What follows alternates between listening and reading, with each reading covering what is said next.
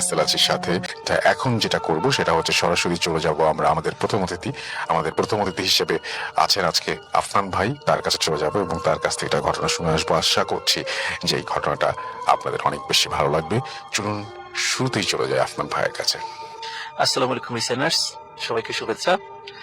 এখন যে ঘটনাটি রাসেল ভাই শেয়ার করবে, ঘটনাটি এটা ফরিদপুর জেলার ঘটনা। ফরিদপুর জেলার রঘুনন্দনপুর নামক একটি জায়গা আছে, একটা গ্রাম আছে, মোটামুটি এটা ফরিদপুর সদরের মধ্যেই পড়ে। তো ওই জায়গায় একজন ইমাম এবং মুয়াজ্জিনের সঙ্গে ঘটে যাওয়া একটি ঘটনা আমি এখন বলবো। তো ঘটনাটি 1968 সালে। তো ওনারা ওই এলাকায় শ্যামসুন্দরপুর নামক আর একটা জায়গা আছে, যারা ওখানে ফরিদপুরের যারা বাসিন্দা, যারা শ্যামসুন্দরপুর বেশ কিছু কারণে চেনেন, সেখানে বেশ ধর্মীয় কিছু প্রতিষ্ঠান রয়েছে, অনেকেই সেখানে যান আর কি। তো ওই শ্যামসুন্দরপুর অনেক আগে থেকে ওখানে বেশ কিছু দরবার শরীফ ছিল, বাৎসরিক কিছু ওয়াজ মাহফিল হতো। কারণ এই শীতকাল যখন হয় স্বাভাবিকভাবে রাসূল ভাই ওই যেহেতু আবহাওয়াটা অনুকূলে থাকে, সাধারণত ওয়াজ মাহফিল গুলো আমাদের দেশে এই শীতকালেই বেশি হয়ে থাকে আর কি, এই যে এখন যে সিজনটা চলছে। তো ওই এই শীতকালেই ওই সময়টা ছিল একটা বাৎসরিক ওয়াজ মাহফিল। ওই রঘুনন্দনপুর যেখানে লোকাল যে একটা মসজিদ ছিল, এই মসজিদের যিনি ইমাম সাহেব ছিলেন, তো ইমাম সাহেব সাধারণত ওই মাহফিলটা পরিচালনা করতেন। আচ্ছা। আর মুয়াজ্জিন সাহেব এমনি তার সহযোগী হিসাবে যেতেন, প্রতি বছর এটা যেতেন। আর ওখানে যে মসজিদ ছিল, ওই মসজিদের এক পাশে ইমামের জন্য একটা কামরা ছিল, মুয়াজ্জিনের জন্য আরেকটা কামরা ছিল, মানে তারা ইন্ডিভিজুয়ালি থাকতেন, ওনার ফ্যামিলিরা অন্য জায়গায় থাকতেন আর কি। আচ্ছা। তো যেদিন ঘটনা আর কি, ওদিন ওনারা মোটামুটি জোহরের নামাজ পড়েই ওই অঞ্চলে চলে যান, শ্যামসুন্দরপুর চলে যান, যাতে করে আগে থেকে মাহফিলের বন্দোবস্ত আগে থেকে করা যায়। তো মাহফিল শেষ করতে করতে প্রায় রাত ওই 68 সালে রাত প্রায় 1টা বেজে যায়। তো একটার সময় যখন ওনারা একসাথে দুইজন ফিরছিলেন শ্যামসুন্দরপুর থেকে রঘুনন্দনপুর গ্রামে, ওখান থেকে দূরত্ব খুব বেশি না, কয়েক কিলোমিটার দূরত্ব। তো রাসেল ভাই সাধারণত দেখা যাচ্ছে যে গ্রামে বা মানে রাত্রেবেলা যদি চলাফেরা করতে হয়, অনেক সময় রাত্রেবেলা কুকুর বা সামনে কোনো হিংস্র যদি কোনো কিছু চলে আসে, সাপ বা অন্য কিছু চলে আসে, সাধারণত সাথে একটা লাঠি নিয়ে একটু তাড়া করতে হয়, মানে সাহসের জন্য মানুষ সাথে একটু লাঠি রাখে আর কি। এটা এখনো আছে, এটা হয়তো আমরাও গ্রামে গেলে আমরাও সাথে একটা লাঠি টাঠির সাথে রাখি, যদি কুকুর টুকুর তাড়ানো যায় রাত্রেবেলা যদি সামনে আসে আর কি। তো ওনাদের হাতেও দুটো লাঠি ছিল, যাতে করে রাত্রেবেলা এই ধরনের কোনো অনাকাঙ্ক্ষিত পরিস্থিতি ওনারা এড়াতে পারেন। ওরা যখন ফিরছিলেন রাসেল ভাই, তো ওই শ্যামসুন্দরপুর থেকে রঘুনন্দনপুর যাওয়ার পথে একটি জায়গা আছে, ওখানে একটা বড় বট গাছ আছে, এবং বট গাছের পাশেই মানে একটু দূরেই অনেক পুরাতন একটা কবরস্থান আছে। ওখানে এখন আর সেখানে কবর টবর ভাবে দেওয়া হয় না আর কি, অনেক পুরাতন কবরস্থান। তো ওনারা যখন ওখানে আসেন, তখন মুয়াজ্জিন সাহেব বলেন যে আমি একটু অনেক দূর হেঁটেছি, একটু বট গাছের নিচে একটু বিশ্রাম করতে চাই। ইমাম সাহেব বলেন যে ঠিক আছে, যেহেতু দুইজন একসাথে আছে কোনো সমস্যা নাই। তো ওই বট গাছের নিচে ওনারা বসেন। তো হঠাৎ মানে মুয়াজ্জিন সাহেব মানে খুব চিৎকার করে ওঠেন, এই আমার গায়ের উপর যেন কি যেন পড়েছে। তখন উনি খুব চমকে ওঠেন, এবং ইমাম সাহেবের হাতে আবার একটা ছোট একটা টর্চ লাইট ছিল। তো টর্চ লাইটটা উনি জ্বালিয়ে দেখেন যে ওই মুয়াজ্জিন সাহেবের শরীরে একটি সাপ পেঁচিয়ে আছে। আচ্ছা।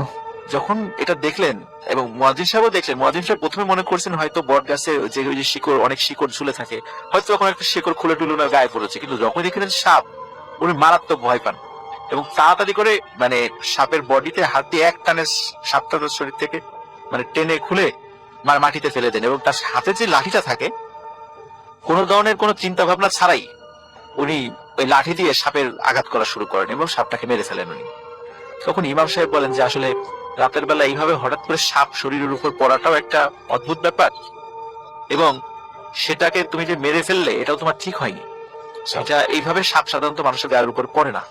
তখন বলে যে আসলে হুজুর আমি তো মানে মনে হয় মানে অত বুঝতে পারি নাই, মানে খুব ভয় পেয়ে গেছিলাম, তাড়াহুড়া করে মেরে ফেলছি, আসলে তো কাজটা ঠিক হয়নি। তো যাই হোক, ওনারা এই বিষয় নিয়ে আলোচনা করতে করতে বাসায় মানে মসজিদে চলে আসেন, চার্চের রুমে চলে যান। তারপর রসুল ভাই প্রথম ওই রাত এবং তার পরের রাত কোনো সমস্যা হয় না, একদম স্বাভাবিক। হঠাৎ তৃতীয় রাত্রে ইমাম সাহেবের দরজায় এই ঠিক রাত প্রায় 1টা-1:30টার দিকে কে যেন নক করছে। তখন ইমাম সাহেব দরজা খোলেন, দেখেন একটা অপরিচিত লোক দাঁড়িয়ে। তখন জিজ্ঞেস করেন যে কি ভাই, কি দরকার বলুন। বলে যে হুজুর আমার তো একটা আপনাকে ইমিডিয়েট একটা জানাজায় যেতে হবে, পাশেই পাশে একটা রসুল ভাই পাশে একটা ঈদগাহ আছে, ওই মসজিদ থেকে যেতে 5 মিনিট কি 7 মিনিটের পথ আর কি, হেঁটে যেতে। তখন বলে যে তাই এত রাত্রে কেন, আপনার তো একটু জানাজাটা সকালেও দিতে পারতেন। বলে যে না আসলে লাশটা 2 দিনের পুরাতন হয়ে গেছে, যার কারণে আমাদেরকে আজকে রাত্রেই যেভাবেই হোক এটাকে দাফন করতেই হবে, আপনি তো তাড়াতাড়ি চলুন। তো রাসেল ভাই উনি তখন ইমাম মুয়াজ্জিনকে আবার ডেকে তোলেন, কারণ একা যেতে উনি রাত্রেবেলা ভয় পাচ্ছিলেন, কারণ লোকটাকে উনি আবার চেনেন না। গ্রামে অন্য সবার, কারণ গ্রাম অঞ্চলে রাসেল ভাই সবাই সবাইকে মোটামুটি চেনে। ওই লোকটা যেহেতু অপরিচিত ছিল, যেন উনি আবার মুয়াজ্জিন সাহেবকে ডেকে উঠলেন, মুয়াজ্জিন এবং উনি একই সাথে সেখানে গেলেন। তো উনি বেরোনোর সময় দেখেন যে একটি গরুর গাড়ি দাঁড়ানো, বলে এই গরুর গাড়িতে ওঠেন, আমরা ওখানে যাবো। বলে 5-7 মিনিটের পথ, এই গরুর গাড়িতে উঠবো কেন? বলে না, গরুর গাড়িতেই উঠেন, আমরা পাঠিয়েছি, গরুর গাড়ি পাঠিয়েছি। আর আসলে ভাই ওই সময় কিন্তু রাস্তা একদম মানে মাটির ছিল। এখন তো সম্প্রতি ওদিক দিয়ে রাস্তা পাকা হয়েছে, কিছুদিন আগেও ওইটা, আর সেই 68 সালের সময় তো বুঝতেই পারছেন কি অবস্থা ছিল ওই সময়। তো যাই হোক, ওনারা গরুর গাড়িতে ওঠেন।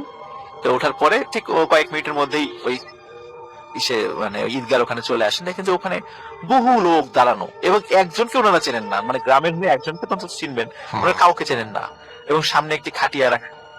তো ওখানে একজন বৃদ্ধ লোক চলে আসেন, তাদের থেকে বৃদ্ধ লোক ইমাম সাহেবের হাতটা ধরে তার সামনে নিয়ে আসেন, যে আপনি এখানে দাঁড়ান, আপনি জানাজা শুরু করেন। তো রাসেল ভাই জানাজা শুরু করার আগে ইমাম সাহেব বলেন যে আমি লাশটাকে একটু দেখতে চাই, কে, কারণ কে মারা গেছে আমি তো দেখে গেছি, আমার পরিচিত কেউ কিনা। তখন মুখটা সরানো হয় রাসেল ভাই, দেখেন এত সুন্দর একটা বাচ্চা ছেলের চেহারা, বাচ্চা বলতে হয়তো আমাদের 7-8 বছর বয়স এরকম, বা 8-10 বছর বয়স এরকম একটা চেহারা, অত্যন্ত সুন্দর চেহারার একটা বালকের লাশ।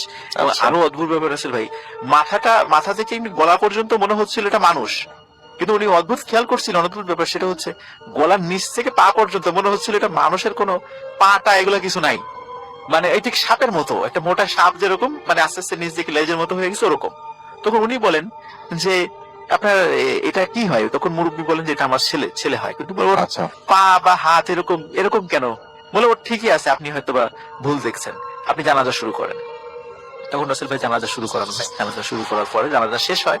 জানাজা শেষের পর তখন মানে ইমাম সাহেবকে ওই বৃদ্ধ লোকটা বলেন যে আজকে তো আমার সন্তানের জানাজা হলো, আপনি আরো 2টো জানাজা পড়ার জন্য প্রস্তুত থাকেন, আরো 2টো জানাজা প্রস্তুত করাতে হবে, খুব শীঘ্রই আপনাকে আমরা ডাকবো।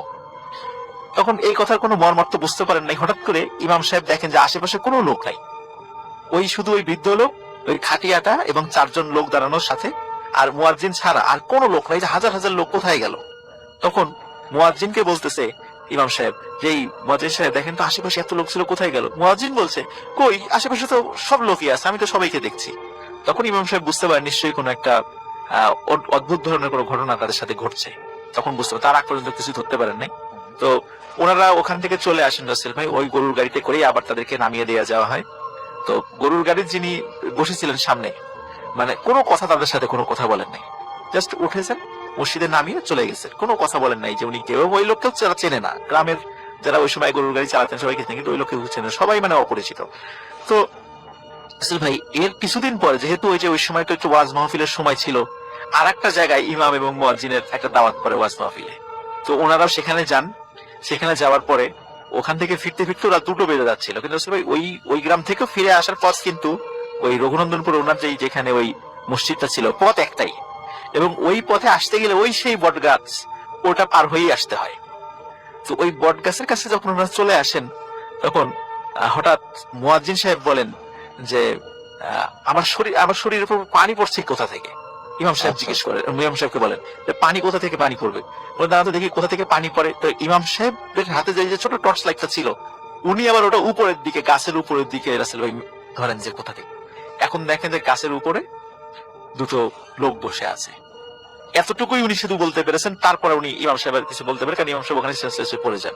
ওনারা যখন সেন্স ফিরেছে রাসেল ভাই সকালবেলা, যখন সকালবেলা ওই মসজিদের ইমামও নাই, আজানও কেউ দেয় নাই, মুয়াজ্জিনও নাই, সবাই বলে কি ব্যাপার, ঘটনা কি? মসজিদের ফজরের নামাজে আজানও হলো না, ইমাম সাহেবও নাই, কোথায় গেল? সবাই তখন মুসল্লিরাই আজান দিয়ে নামাজ পড়ে ওনাদের 2জনকে খুঁজতে বের হন।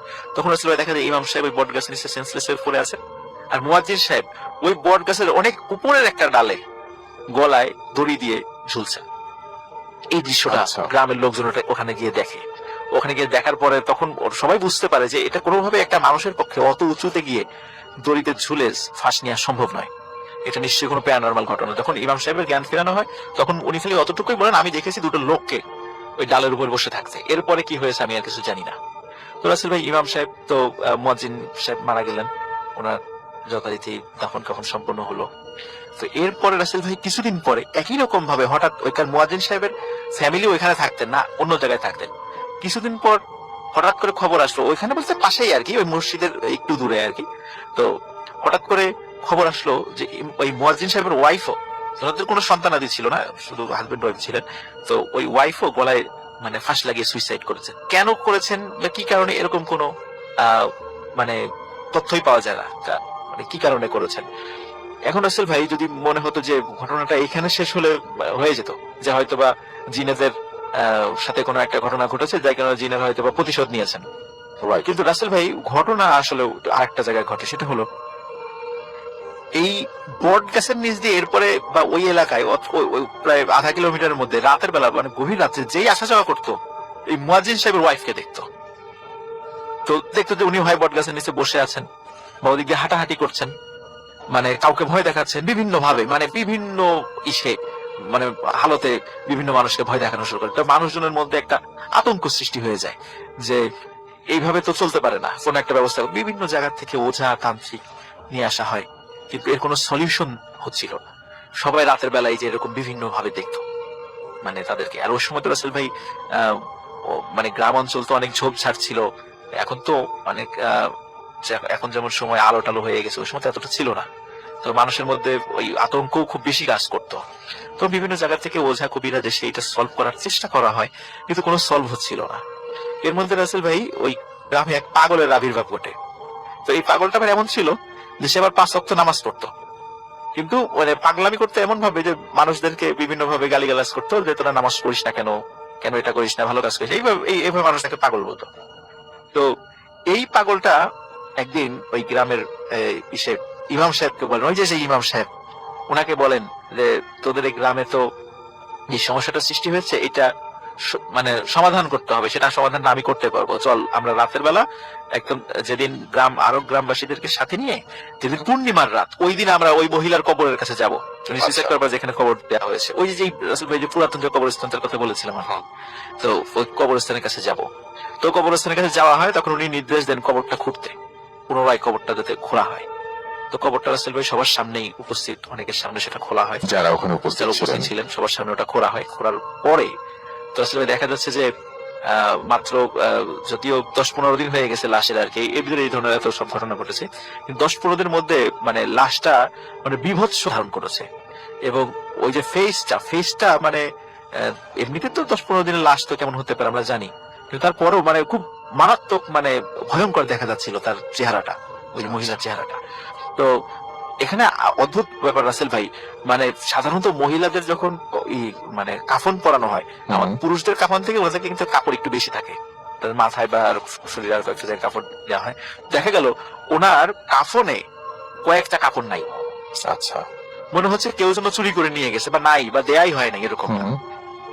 তখন ওই পাগল বলেন যে এই মহিলার কবর দেওয়ার পরে, যেহেতু উনি সুইসাইড করেছিলেন, এই কবর দেওয়ার পর ইনার একটা কোন একজন তান্ত্রিক বা কবিরাজ ইনার কবর খুঁড়ে ইনার কাফনের একটা কাপড় নিয়ে যান, এবং ওই কাফনের কাপড় দিয়ে সাধারণত ব্ল্যাক ম্যাজিক গুলো করা হয়। এবং এটা রাসেল ভাই কিন্তু অনেকে এটা জানেন যে এই কাপড়গুলোর উপর যদি বান মারা হয়, মানে এটা দিয়ে যদি বান মারার কাজে লাগে, এটা কিন্তু 100% কাজে লেগে যায়। এবং এই ঘটনা আমারও জানা আছে এই বিষয়গুলো। সাধারণত যারা কবিরাজেরা এই কাপড়গুলো সংগ্রহ করেন, যারা সুইসাইড করেছেন, ইনাদের কাফনের কাপড়গুলো সংগ্রহ করেন। তো যার কারণে এই ওই মহিলার কবরের সাথে এই ঘটনা ঘটে যাওয়ার কারণে এই অদ্ভুত কিছু ঘটনা মানে ওনার এলাকায় ঘটছিল।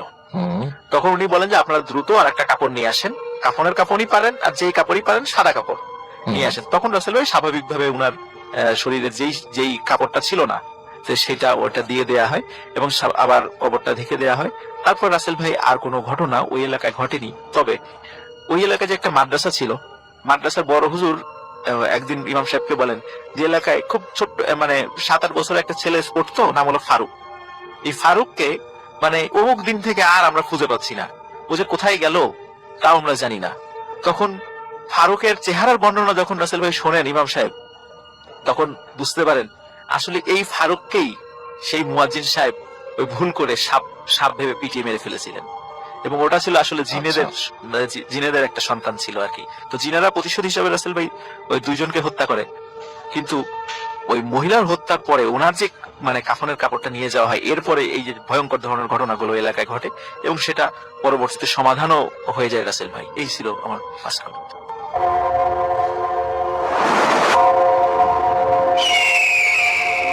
Welcome back.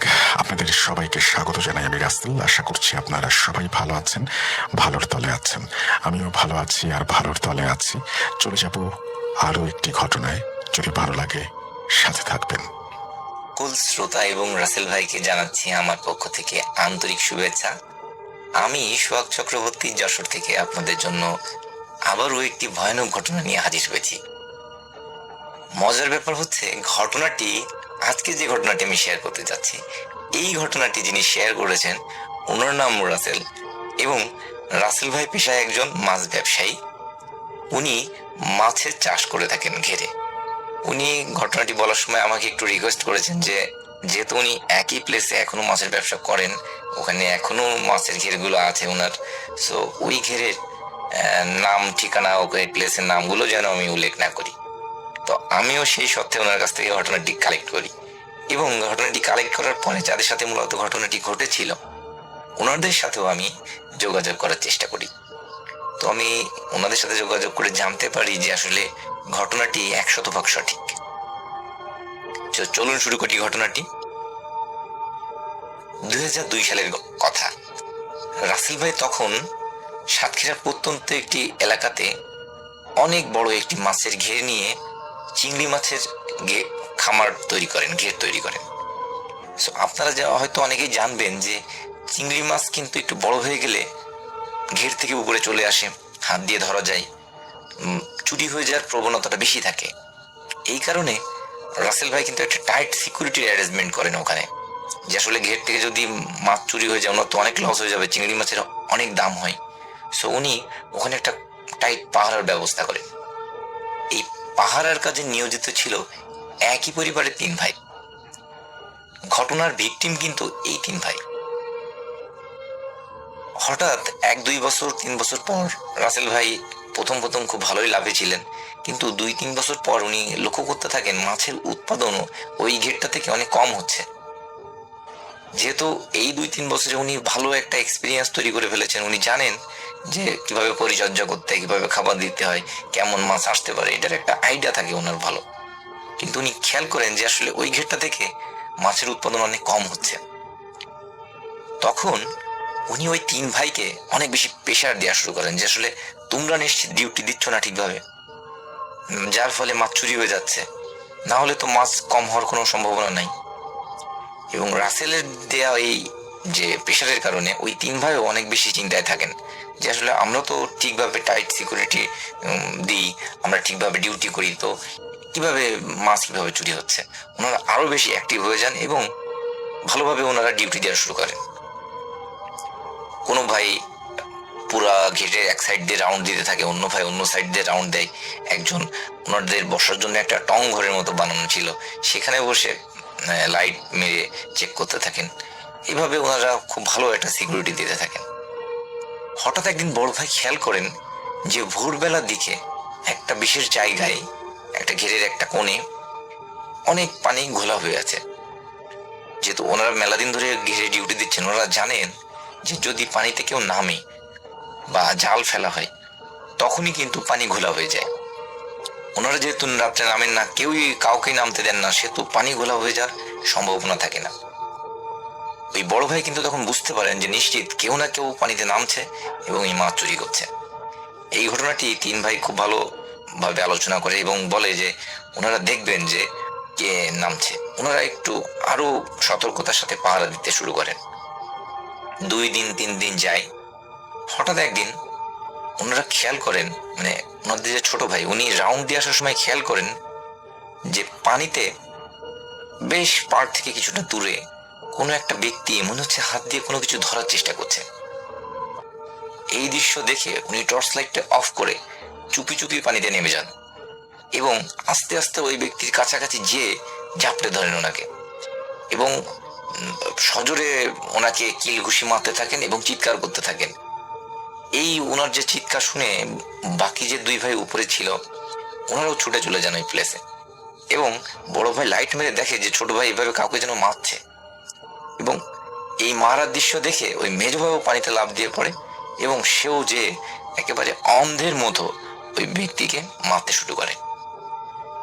বড় ভাই কিন্তু উপর থেকে বলছিল যে এই তোরা ওই ব্যক্তিকে মারিস না, মারিস না, ওই ব্যক্তিকে ধরে খুলে নিয়ে আয়, ওকে ভালো করে বেঁধে রাখ, যাতে মালিকের সামনে আমরা ওকে দেখাতে পারি যে এই আসলে মূল চোর, এই মাছ চুরি করে নিয়ে যাচ্ছে, আমরা এই চোরকে ধরতে সক্ষম হয়েছি। কিন্তু দুই ভাই অন্ধের মতো ওনাকে মারছিল। মারতে মারতে মেজো ভাই একটু কষ্ট হয়ে যায়, সে পাড়ে চলে আসে, এবং যেই মেজো ভাই পাড়ে চলে আসে ওনারা লক্ষ্য করেন যে পানিতে যদি কোনো কিছুকে বেঁধে হঠাৎ টান দিয়ে পানির নিচে নিয়ে চলে যাওয়া যায়, যে কোনো কিছুকে যেভাবে খুব ফোর্সে পানির ভিতরে চলে যাবে, ওইভাবে ওই ছোট ভাইকে ওই ব্যক্তি টান দিয়ে পানির নিচে নিয়ে চলে যায়। এখানে বলে রাখা ভালো রাসেল ভাই, ওই ঘেরের গভীরতা কিন্তু অনেক বেশি না। যদি ওই ছোট ভাই সোজা হয়ে দাঁড়িয়েও থাকে তাও কিন্তু ওনার বুক পর্যন্ত সর্বোচ্চ পানি হতে পারে, সেহেতু কোনোভাবেই ওনার কিন্তু ওখানে ডুবে যাওয়ার সম্ভাবনা নাই বলতে গেলে চলে। এবং ওই ছোট ভাই ডুবে যাওয়ার পরে ওনারা খেয়াল করেন যে পানির নিচ থেকে, আপনারা হয়তো দেখে থাকবেন যে গ্যাস যদি পানির নিচ থেকে উঠতে থাকে যেভাবে বুদবুদ হতে থাকে, একটা বড় এরিয়া নিয়ে ওই রকম বুদবুদ উঠতে থাকে। এই দৃশ্য দেখে বড় ভাই এবং ছোট ভাই দুইজন, মানে মেজো ভাই দুইজনেই লাফ দিয়ে পড়েন ওখানে, যে ওনারা ওই ছোট ভাইকে খুঁজতে থাকেন। কিন্তু আশ্চর্যজনক ব্যাপার, ওনারা কোনোভাবেই ছোট ভাইকে ওখানে খুঁজে পান না। এরপরে ওনারা পানি থেকে উঠে এসে পুরো ঘেরের এরিয়াটি লাইট নিয়ে ছোট ভাইকে খুঁজতে থাকেন, এবং চিৎকার দিলে আশপাশের যে ঘেরের লোকজন যারা ডিউটিতে থাকেন ওনারাও এসে ওনাদের সাথে খুঁজতে থাকেন। কিন্তু আশ্চর্যজনক ভাবে সেই ভোরবেলার আগ পর্যন্ত ওনারা ওই ছোট ভাইকে পান না খুঁজে।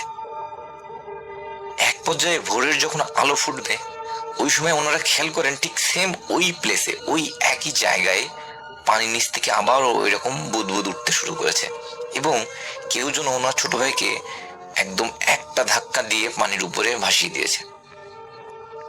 ওনারা লাফ দিয়ে পড়ে পানি থেকে ছোট ভাইকে উপরে তোলেন, এবং ততক্ষণে ওনারা দেখেন যে আসলে অনেক দেরি হয়ে গেছে, ভাই আর বেঁচে নেই। ওনারা হতভম্ব হয়ে যান যে আসলে কি হলো, এটা তো কোনোভাবে হওয়ার কথা না। এরপরে ওনার মা বাবা ওখানে চলে এসে কান্নাকাটি করতে থাকেন, সবাই খুবই অবাক হয়ে যায় যে কি হয়েছে ব্যাপারটি। কি আর করা, ছোট ভাইকে দাফন কাফন করানো হয় ভালোভাবে। এরপর থেকে ওনাদের সাথে বেশ কিছুদিন আর কোনো ঘটনা ঘটে না। ওনার যে মেজো ভাই এরপরে একদিন উনি বাজার করে বাড়ি ফিরছিলেন 7:30 8টার সময়, সন্ধ্যা মানে রাত 7:30 8টা। সো ওনাদের বাড়ি আসতে কিছুটা আগে একটা বড় নারকেল গাছ এবং তারপরে একটা বড় গাব গাছ আছে। গাবের ফল আমরা জানি যে গাব যখন পেকে যায়, লাল লাল হয়ে যায়, তখন যদি কারোর গায়ে বা কোনো কিছুতে ছুঁড়ে মারা হয় তখন সেটা ফেটে যাবে, নরম টাইপের হয়ে যায়। তো ওই মেজো ভাই যখন বাজার করে নিয়ে ওই গাছের নিচ দিয়ে আসছিল, তখন উনি খেয়াল করেন যে ওনার সামনে, ওনার পিছে, এমনকি এক পর্যায়ে ওনার মাথায় গায়ে কেউ যেন গাব ছুঁড়ে মারছে। এই দৃশ্য দেখে উনি কিন্তু ব্যাপক আকারে রেগে যান যে আসলে কোনো শয়তান লোকজন এরকম কার্যক্রম করছে। উনি মারাত্মক ক্ষেপে যান। ওনার কাছে বড় একটি 5 ব্যাটারির লাইট থাকে, ওই লাইটটি উনি গাব গাছে মেরে ভালো করে চেক করেন যে আসলে এই কাজটি কে করছে। ওনার যেহেতু মাথাটাতে ব্যথা লেগেছে, উনি অনেক বেশি রেগে গেছে। আশ্চর্যজনক ব্যাপার, উনি যখন গাছের লাইট মেরে দেখে ওখানে কেউই নাই, কিন্তু তখনও কিন্তু অদৃশ্য থেকে মনে হচ্ছে কেউ গাব ওনার দিকে ছুঁড়ে মারছে। এই দৃশ্য দেখে উনি মারাত্মক আকারে ভয় পান এবং এক ছুটে উনি বাড়িতে চলে আসেন। বাড়িতে আসার পরে উনি কিন্তু ওনার বড় ভাইয়ের সাথে বা ওনার বাবা মার সাথে এই কথাগুলো উনি শেয়ার করেন না। এরপরে উনি যথারীতি খাওয়া দাওয়া করেন এবং ঘুমিয়ে পড়েন।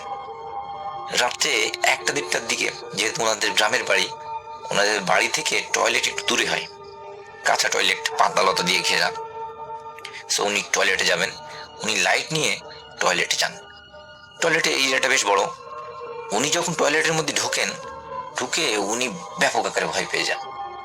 উনি দেখেন যে ঠিক ওনারা যে রকম লোককে ওই ঘেরের মধ্যে মেরেছিল, সেম ওই রকম টাইপের একজন লোক ওখানে দাঁড়িয়ে, তার গায়ে মনে হচ্ছে একটা কালো চাদর দেয়া। যেই উনি টয়লেটের মধ্যে ঢোকেন এবং ওই লোকটি ওই চাদর ওনার গায়ের উপরে ফেলে প্রচন্ড মারা শুরু করেন ওনাকে, এবং ওনাকে তুলে তুলে মাটিতে আছাড় দিতে থাকেন।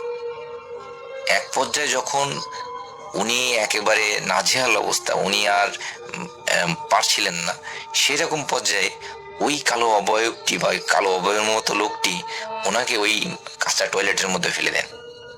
উনি যন্ত্রণায় যখন খুব জোরে, উনি যখন পড়ে যান ওর মধ্যে আর কি, চিৎকার চেঁচামেচি যন্ত্রণায় কাঁপতে থাকেন, তখন কিন্তু ওই অবয়ব ওখান থেকে চলে যায় এবং ওনার কান্নার শব্দটি, মানে উনি তখন জোরে কান্নাকাটি করতে পারেন। এর আগে পর্যন্ত কিন্তু উনি চিৎকার করার চেষ্টা করছিলেন, হালকা পাতলা চিৎকার করছিলেন, কিন্তু আসলে কিন্তু জোরে চিৎকার উনি করতে পারছিলেন না। কিন্তু যখন ওই অবয়বটি চলে যায় তখন উনি জোরে চিৎকার করতে পারেন, এবং ওনার চিৎকার শুনে ওনার বাসা থেকে ওনার মা, ভাই, বাবা সবাই বেরিয়ে আসেন এবং এসে দেখেন যে ওনাদের টয়লেটটি কিন্তু অনেক গভীর। ওই গভীর টয়লেটের মধ্যে উনি পড়ে আছেন এবং ওনার হাতে তখন ওই টর্চ লাইটটি জ্বলছে। ওনারা অনেক কষ্টে দড়ি টড়ি ফেলে ওই টয়লেটের মধ্য থেকে ওনাকে টেনে তোলেন উপরে। ওনার অবস্থা এতটাই খারাপ ছিল, উনি কথা বলার মতো কোনো পরিস্থিতিতে ছিলেন না। ওনাকে ভালো করে ওয়াশ করে ওনাকে ওনার বাবা কিছু পানি পড়া দেন, সেইগুলো খেয়ে উনি ঘরে নিয়ে যে ওনাকে শুইয়ে দেওয়া হয়। এরপরে যখন সকাল হয়, সকাল হওয়ার পরে ওনার সাথে আরো কিছু আজব ঘটনা ঘটতে থাকে। উনি পাগলের মতো প্রলাপ বকতে থাকেন, মাঝে মাঝে আবার ঠিক হয়ে যান। আবার যখন ঠিক হয়ে যান তখন উনি রক্তের মতো বমি করতে শুরু করেন। খুবই একটা ক্রিটিক্যাল সিচুয়েশন ওনার। এরপরে ডাক্তার ডেকে নিয়ে আসা হয় এবং ওনার ট্রিটমেন্ট করানো হয়। বাড়ির সবাই কিন্তু ধারণা করেছিলেন, যেহেতু ওনাদের একটা কাঁচা টয়লেট, ওই কাঁচা টয়লেটের মধ্যে উনি টয়লেট করতে যেই পড়ে গেছেন, এটা সবার ধারণা ছিল। কিন্তু উনি হঠাৎ এক সময় যখন ঠিক হয়ে যান তখন উনি পুরো ঘটনাটি বলেন। সবাই এই পুরো ঘটনাটি শুনে অনেক বেশি ভয় পেতে শুরু করেন এবং আশপাশের ওনাদের যে প্রতিবেশী ছিলেন তারা বলতে থাকেন যে আসলে ওই ঘেরের আশপাশে এক সময় পিশাচের উপদ্রব ছিল, যারা মানুষের বিভিন্ন রকম ক্ষতি করত, মানুষকে ভয় দেখাতো, বাচ্চাদের মেরে ফেলতো, এরকম বহু ঘটনা ঘটতো। কিন্তু যখন এই মাছের ঘের করা হয় বা লোকালয় আস্তে আস্তে তৈরি হওয়া শুরু হয়, তখন কিন্তু এই জিনিসগুলো অনেক কম হয়ে গেছে। সো এই সব কথা শোনার পরে ওনার বাড়ির লোকেরাও কিন্তু অনেক বেশি ভয় পাওয়া শুরু করেছিলেন। ওনারা একটা কবিরাজকে ডেকে আনেন এবং ওই কবিরাজকে ডেকে এনে কিছু পানি পড়া টড়া তাৎক্ষণিকভাবে দেন, কিন্তু আশ্চর্যজনকভাবে ওই মেজো ভাই সন্ধ্যা 6টা পর্যন্ত বেঁচে ছিলেন। এরপরে হঠাৎ করে উনি রক্ত বমি করতে করতেই মারা যান। বাড়িতে একটা শোকের মাতম তৈরি হয়ে যায়, সবাই অনেক বেশি কষ্ট পান, অনেক ভয়ের একটা পরিবেশও হয়ে যায় সাথে সাথে। এরপরে ওই মেজো ভাইকে দাফন কাফন করে দেওয়া হয়। মেজো ভাইকে দাফন কাফন করে দেওয়ার পরে বড় ভাইয়ের ভিতরে কিন্তু একটা আতঙ্ক তৈরি হয়ে যায়। তিনি আর ওই মাছের ঘেরের ওই যে পাহারা দেওয়ার যে কাজ, ওটি আর করতে চান না। উনি পার্শ্ববর্তী গ্রাম থেকে একটা ভালো কবিরাজ দেখিয়ে সেখান থেকে তাবিজ টাবিজ অনেক কিছু নিয়ে আসেন এবং উনি ওই বাড়ির যে ওনাদের জমি ছিল সেগুলো চাষবাস করতে থাকেন। উনি আর ওই পেশায় ফিরে যান না। দীর্ঘ 1-1.5 মাস 2 মাস পার হয়ে যায়, ওনাদের সাথে আর কোনো ঘটনা ঘটে না। হঠাৎ একদিন ওই বড় ভাইয়ের যে স্ত্রী, উনি রাত্রে 11টা-12টার দিকে বাইরে বাথরুম করতে আসবেন, যেহেতু ওনাদের গ্রামে বাড়ি, ওনাদের এমনিতে অনেক সাহস ছিল। উনি একটা হেরিকান জ্বালিয়ে বাইরে চলে আসেন এবং বাথরুম করতে থাকেন। বাথরুম করে উনি যখন ফিরছেন তখন উনি খেয়াল করেন ঘরের ভিতরে যেন সাদা, আমরা যখন দেখবেন যে কোথাও কোনো শিল্পীরা স্টেজে পারফর্ম করছে তখন যেমন সাদা ধোঁয়া দেওয়া হয়, ওই টাইপের একটা সাদা ধোঁয়া, কিন্তু ওই ধোঁয়াগুলো তো চারিদিকে ছড়িয়ে পড়ে। এই ধোঁয়া কিন্তু ওইভাবে ছড়িয়ে পড়ছে না, একটা নির্দিষ্ট শেপের মতো, পাতলা একটা নির্দিষ্ট শেপের মতো। সে একদম সুন্দর করে দরজার যে ফাঁকা ওইটা দিয়ে ঘরের মধ্যে চলে যাচ্ছে। এই দৃশ্য দেখে উনি অনেক বেশি ভয় পান এবং মনে করেন যে ওনার স্বামীর হয়তো কোনো বড় ক্ষতি হয়ে যেতে পারে। উনি ছুটে এসে ধাক্কা দিয়ে দরজা খুলে ফেলেন, কিন্তু দেখে ঘরের ভিতরে আসলে কিছুই নাই, কোনো সমস্যা নাই। উনি হেরিকেনটা বেডের পাশে নিয়ে যে দেখেন যে ওনার স্বামী শুয়ে আছে, ঘরের মধ্যে কিছুই নাই, কোনো রকম খারাপ কোনো পরিবেশ না। উনি বেডের পাশে হ্যারিকেনটি জ্বালিয়ে রেখে উনি শুয়ে পড়েন পাশে। উনি কত সময় ঘুমিয়েছেন ঠিক জানেন না। হঠাৎ ওনার ঘুম ভেঙে যায় যে ঘরের বাইরে মনে হচ্ছে খুব ধাপাধাপি শব্দ হচ্ছে, মনে হচ্ছে কোনো ব্যক্তি প্রচুর প্রহর করছে, ধরে ধরে তুলে তুলে আছাড় মারছে। যেহেতু ওনাদের মাটির বাড়ি, ওনারা ওই ভাইব্রেশনটা ফিল করতে পারছিলেন বেডের উপর থেকে। ওনার মনে যেহেতু একটা আতঙ্ক কাজ করছিল, উনি আর কোনো কিছু খেয়াল না করেই দরজা খুলে বাইরে চলে যান। এবং বাইরে চলে যেয়ে একটা দৃশ্য দেখে উনি আতঙ্কে চিৎকার দিয়ে উঠে সেন্সলেস হয়ে যান। ওনার চিৎকার শুনে ওনার মা বাবা, যারা আর কি বড় ভাইয়ের মা বাবা ছিল, তারাও চলে আসেন। তারাও ওই অদ্ভুত দৃশ্যটি এসে সবার সামনে দেখতে পান। ওনারা দেখেন যে কালো একটি অবয়ব, যার কোনো হাত নাই, পা নাই, চোখ নাই, মুখ নাই, কিচ্ছু নাই, সে ওই বড় ভাইকে তুলছে, আছাড় মারছে এবং হাত ধরে এক মাথা থেকে উঠানের অন্য মাথা টেনে নিয়ে যাচ্ছে, আবার অন্য মাথায় চেলে ফেলে দেওয়ার মতো দিচ্ছে। এই দৃশ্য দেখে ওনারা আরো জোরে চিৎকার করেন এবং ওনাদের চিৎকার শুনে ওনাদের প্রতিবেশীর 2-1 বাড়ি থেকে লোকজন হারিকেন নিয়ে চলে আসে ওদের বাড়িতে। যেই ওই সবাই চলে আসে আলো নিয়ে, তখন ওই অবয়ব আর ওখানে থাকে না, তখন সে চলে যায় ওখান থেকে। এরপরে ওই বড় ভাইকে ওখান থেকে উদ্ধার করা হয়, ওনাকে ঘরে নিয়ে এসে ভালো করে পরিষ্কার পরিচ্ছন্ন করে আবার বেডে শুয়ে দেওয়া হয়। কিন্তু ওনার মুখ ডান দিকে বাঁকা হয়ে যায় এবং উনি ডান হাতে আর কোনো সেন্স থাকে না, উনি প্যারালাইজড মতো হয়ে যান ডান হাত। এরপরে ওনারা আবার কবিরাজকে ডেকে নিয়ে আসেন এবং এক ডাক্তারকে নিয়ে আসেন। বড় ভাইয়ের ট্রিটমেন্ট চলে, কবিরাজও ট্রিটমেন্ট করতে থাকেন, কিন্তু ওনার প্রোগ্রেসটা খুব স্লো ভাবে হয়। কবিরাজ অনেক কিছু শুনে, সকলের কথাবার্তা শুনে ওনাদের বাড়ি পরপর 3 দিন আসেন এবং ওই কবিরাজ সাথে করে একজন মৌলানাকে নিয়ে আসেন, যিনি 3য় দিন এসে ওনাদের বাড়ির চারিপাশে বোতলের মধ্যে কিছু একটা লিখে ভরে বাড়ির চারিপাশে পুঁতে দিয়ে যান। এরপর থেকে ওনাদের দ্বৈত ট্রিটমেন্টে উনি আস্তে আস্তে সুস্থ হতে থাকেন। কিন্তু সুস্থ হলেও উনি কিন্তু ওই এক পাশে খুঁড়িয়ে হাঁটেন, একটা হাত প্যারালাইজ থাকে এবং মুখ এক সাইডে বাঁকা হয়ে থাকে। উনি যখন একটু সুস্থ হয়ে যান, তখন সবাইকে ওই রাতের ঘটনাটি বর্ণনা করেন। উনি বলেন যে উনি হঠাৎ ঘরের মধ্যে ঘুমিয়েছিলেন, কোনো প্রবলেম না, হঠাৎ উনি খেয়াল করেন যে ঘরের তাপমাত্রা অনেক ঠান্ডা হয়ে যাচ্ছে, মনে হচ্ছে একটা শীতল বাতাস এসে ওনার গায়ের উপর দিয়ে চলে যাচ্ছে। এক পর্যায়ে এত বেশি ঠান্ডা লাগতে শুরু করে, উনি কাঁথা খোঁজার জন্য উঠে বসে উনি খেয়াল করেন যে ওনার সামনে বড় একটা শেপের কোনো মানুষের মতো কিছু একটা দাঁড়িয়ে আছে, যেটি সাদা, সেটি কিন্তু কালো না, সাদা। এবং সে এক টান দিয়ে হঠাৎ ওই বড় ভাইকে রুমের বাইরে নিয়ে যায় এবং বাইরে নিয়ে গিয়ে ওনাকে প্রচন্ড প্রহার করা শুরু করেন, ওনাকে ধরে মাটিতে আছাড় মারেন। উনি যখন আর পেরে উঠছিলেন না, ওনার গায়ে যখন আর বল ছিল না প্রতিহত করেন, তখন উনি শুনতে পান যে তোরা আমার ভাইকে মেরেছিস, আমার ভাইকে আহত করেছিস, তোদের কাউকে আমরা আর বাঁচিয়ে রাখবো না। এইটুকু উনি সর্বোচ্চ শুনতে পান। এরপরে উনি সেন্সলেস হয়ে যান। এই কথা শোনার পরে কবিরাজরা ওনাকে অনেক তাবিজ দেন, ওনাকে অনেক পালনি পড়া দেন, বাড়িগুলো বন্ধ করে দেন এবং ওনার সাথে একটা লাল কাপড়ের মধ্যে কিছু জিনিস লিখে ওনাকে বলেন যে ওনার মাজায় হোক বা গলায় হোক বা যে কোনো জায়গায় এই জিনিসটা লাল কাপড়ে এইভাবেই রাখার জন্য। যতদিন উনি এটা ঠিকভাবে রাখতে পারবেন, আশা করা যায় ওনার কোনো সমস্যা হবে না। ওই বড় ভাই রাসেল ভাই এখনো বেঁচে আছে। ওর পর থেকে ছোটখাটো সমস্যা হলেও বড় তেমন কোনো সমস্যা হয়নি, কিন্তু উনি অতটা সুস্থভাবে আর চলাফেরা করতে পারেন না। উনি উপার্জনক্ষম অবস্থায়ও আর তেমন একটা নাই।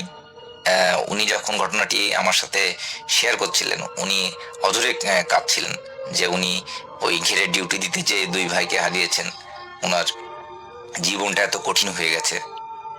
সো এটি ছিল আমার ঘটনা রাসেল ভাই। যদি ঘটনাটি আপনাদের ভালো লেগে থাকে, তাদের উদ্দেশ্যে ঘটনাটি শেয়ার করবেন এবং সবাই ভালো থাকবেন।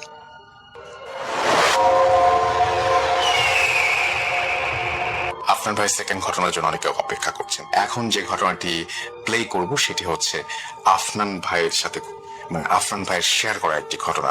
আশা করছি যে এই ঘটনাটি আপনাদের ভালো লাগবে। তো আমি প্লে করব সেই ঘটনাটি এবং আশা করছি যে এই ঘটনাটিও আপনাদের ভালো লাগবে। চলুন শুনে আসি। এখন যে ঘটনাটি আপনাদের সাথে শেয়ার করবো, এই ঘটনাটি আমাদেরকে যিনি পাঠিয়েছেন তার নাম সাবির। ওনার বাড়ি ভারতের পশ্চিমবঙ্গ রাজ্যের উত্তর 24 পরগনা জেলার রায়পুর গ্রামে। তো মূলত ঘটনাটি যে গ্রামের, উনি গ্রামের নামটি প্রকাশ করতে নিষেধ করেছেন। ঘটনাটি ওনার দাদার মুখ থেকে শুনেছিলেন। অনেক আগের একটি ঘটনা, আনুমানিক 1940-45 সাল এরকম হবে আর কি। তখন দাদার বয়স ছিল 16-17 বছর। তো ওই সময়ে ওই গ্রামে একটা পুকুর ছিল। অনেক লোকজনই সেই পুকুরে গোসল করতে আসতো, বিশেষ করে মহিলারা বেশি আসতো আর কি। দুপুরের দিকে মহিলাদের আনাগোনা বেশি হতো। একদিন দুপুর বেলা পুকুর পাড়ে একজন মহিলা গিয়েছেন কাপড় কাচতে। তখন সময়টা ছিল শীতকাল। তো দুপুরের দিকে সেই বাড়ির পুকুরের দিকে, বা যেই বাড়ির আর কি পুকুর আর কি, সেই বাড়ির ওই পুকুরের দিকে খুব একটা লোকজন যেত না। হঠাৎ করেই লোকজন চিৎকার শুনতে পায়, দূরে যাদের বাড়িঘর আছে আর কি, তারা একটা চিৎকার শুনতে পায়। তো আশেপাশের বাড়িঘর থেকে লোকজন যখন ওই চিৎকারের উৎস কোত্থেকে আসলে সব চিন্তা করতে করতে পুকুরের কাছে আসেন, এসে দেখেন যে ওই যে ভদ্র মহিলা, উনি অজ্ঞান হয়ে পুকুরে একপাশে পড়ে আছেন। সবাই তো তাকে ধরে বাড়িতে নিয়ে আসে। কিছুক্ষণ বাদে তার হুঁশ ফিরলে সে জানায় যে পুকুরের অপর পাশে একজন বৃদ্ধা মহিলাকে সে দেখেছে। ওই বৃদ্ধা মহিলা তাকে ডাকাডাকি করছে, আর তার চেহারাটা নাকি ছিল খুব ভয়ঙ্কর। তো মূলত ওই ভয়ঙ্কর চেহারা দেখেই সে চিৎকার করেছে। তারপর আর তার কিছু মনে নাই। এটা ছিল ওই ভদ্র মহিলার ভাষ্য আর কি। আসলে কি হয়েছিল সেটা আমরা পরে জানবো। তো তখনকার মতো তার আর কোনো সমস্যা হয় নাই ওই ভদ্র মহিলার। তো রাতে উনি শুয়ে আছেন তার হাজবেন্ড বাচ্চা কাচ্চা নিয়ে। হঠাৎ করে রাতের বেলা তার ঘুম ভেঙে যায় কোনো কিছু শব্দে। ঘুম ভাঙতেই নাকি উনি দেখতে পান এক ভয়ঙ্কর চেহারা। সেই ভয়ঙ্কর চেহারাটা হচ্ছে সেই বৃদ্ধা মহিলার, যাকে উনি পুকুর পাড়ে দেখেছিলেন। তো উনি তো চিৎকার করে উঠছেন। ওনার স্বামী জিজ্ঞেস করে কি হয়েছে, বলে যে ওই যে পুকুর পাড়ের ওই মহিলাকে আমি আবার দেখছি ঘরের মধ্যে। তো এটা বলতে বলতে নাকি সে আবার অজ্ঞান হয়ে যায়। এরপর তার জ্ঞান ফেরানো যায় নাই। তার জ্ঞান ফিরেছে পরের দিন সকালবেলা। সকালে ঘুম থেকে ওঠার পরই তার বমি শুরু হয় আর ডায়রিয়া। তখনকার সময় হসপিটাল তো এত অ্যাভেলেবল ছিল না। এখন তো বিভিন্ন স্বাস্থ্য কমপ্লেক্স হয়ে গেছে বিভিন্ন জায়গায়, কিন্তু তখন কিন্তু এতটা অ্যাভেলেবল ছিল না। তখন তো ব্রিটিশ পিরিয়ড চলছে, যোগাযোগ ব্যবস্থাও তো এতটা ভালো না। আর গ্রামের রাস্তাঘাট তো কেমন হয়, বিশেষ করে ওই সময় প্রেক্ষাপটে বুঝতেই পারছেন। উনি ভেষজ কিছু ওষুধ খেয়েছিলেন, গাছগাছরা কিছু ওষুধ খেয়েছিলেন। কিছুটা সময় উনি স্বাভাবিক ছিলেন। বিকাল থেকে আবার সেই একই সমস্যা শুরু হয়। তো বাড়ির সবাই ভাবে তার নিশ্চয়ই কলেরা হয়েছে, ওলা ওঠা যেটাকে আমরা বলি আর কি, এটা হয়েছে। আর এটা কিন্তু তখন একটা মহামারী রোগ হিসেবে ধরা হতো। কোন গ্রামে কলেরা হলে গ্রাম একদম সাফ হয়ে যেত মানুষ মরতে মরতে। রাতের বেলা বিশেষ করে সন্ধ্যার পর থেকে এবার শুধু বমি নয়, রক্ত বমি শুরু হয়েছে, আর ডায়রিয়া তো আছেই। তো বাড়ির লোকজন আর চুপ না থেকে, ভেষজ চিকিৎসার প্রতি নির্ভরশীল না থেকে ওনাকে অনেক দূরের একটি হসপিটালে নিয়ে গেছেন ওই রাত্রেই। তো ডাক্তার দেখে কিছু বলতে পারে না, বলে যে কলেরা না, তো তার কলেরা দেখে মনে হচ্ছে না, আবার মনে হচ্ছে কলেরা, কিন্তু এখন এখানকার ট্রিটমেন্ট যেটা আছে এটা তার জন্য উপযোগী না, আপনারা অন্য কোনো জায়গায় নিয়ে যান, ভালো কোনো হসপিটাল। এখন তারা কোথায় নেবে ওই সময়ের প্রেক্ষাপটে? তো ডাক্তার যে ওষুধগুলো দিয়েছেন সেগুলো নিয়ে তাকে বাড়িতে নিয়ে আসা হয়। ওই দিন রাত্রেই অতিরিক্ত রক্তবমি হতে হতে ওই মহিলা মারা যান।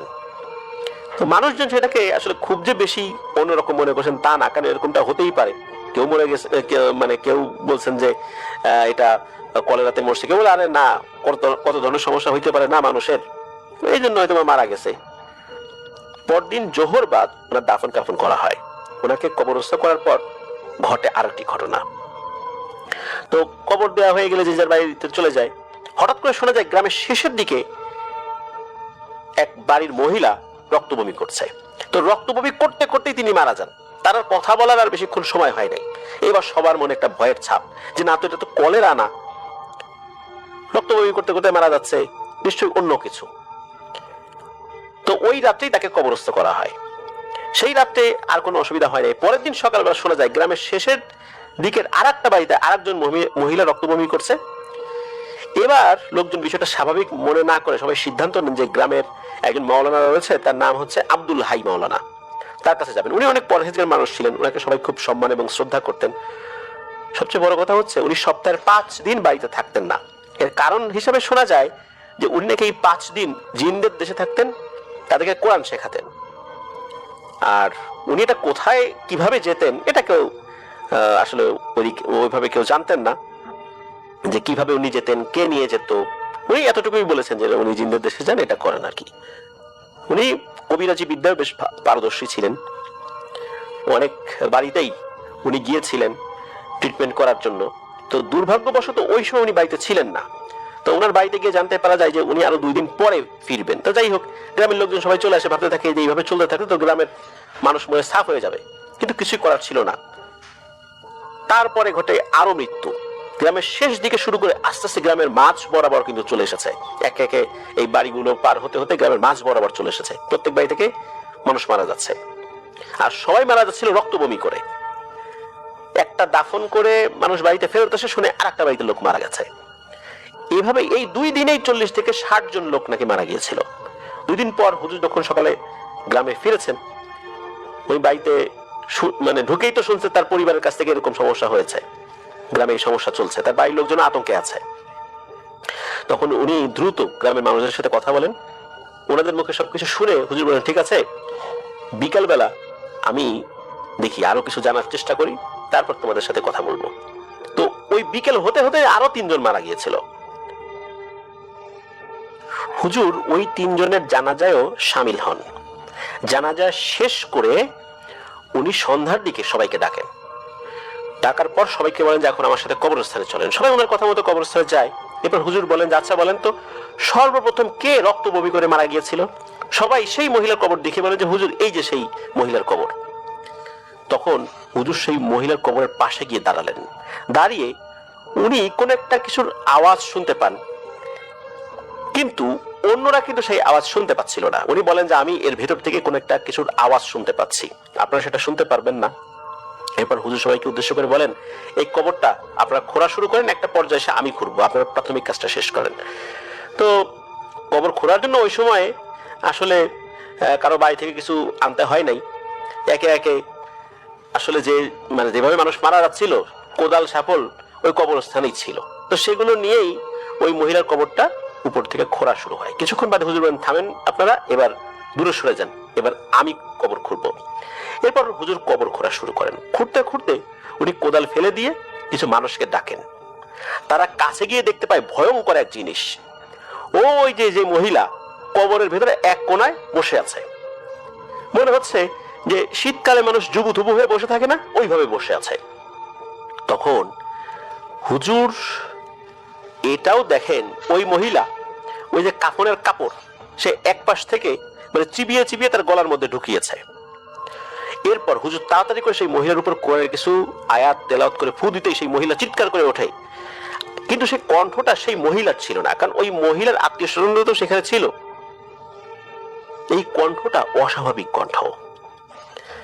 ওই মহিলা কোনোভাবেই স্বাভাবিক হচ্ছে না, মানে সে তো মারা গিয়েছে, সে শুয়ে পড়বে না, এরকম না। হুজুর সেই মহিলাকে বলছে, এই তুই কাফনের কাপড় চাবানো বন্ধ কর। ওই মহিলাটা বলছে, আমাকে তোরা এখানে রেখে চলে যা, আমার কাজ শেষ হলে আমিও চলে যাব, তোরা তোদের কাজ কর, আমি আমার কাজ করি।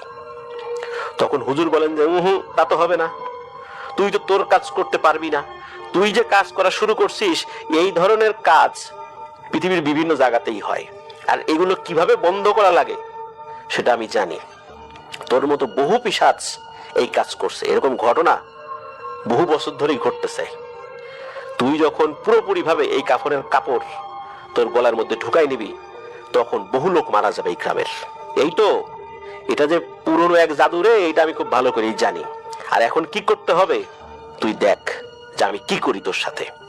এই বলে ওই হুজুর ওই মহিলাকে ধাক্কা দিয়ে মাটির উপর ফেলে দেয়, মানে কবরের ভিতরেই।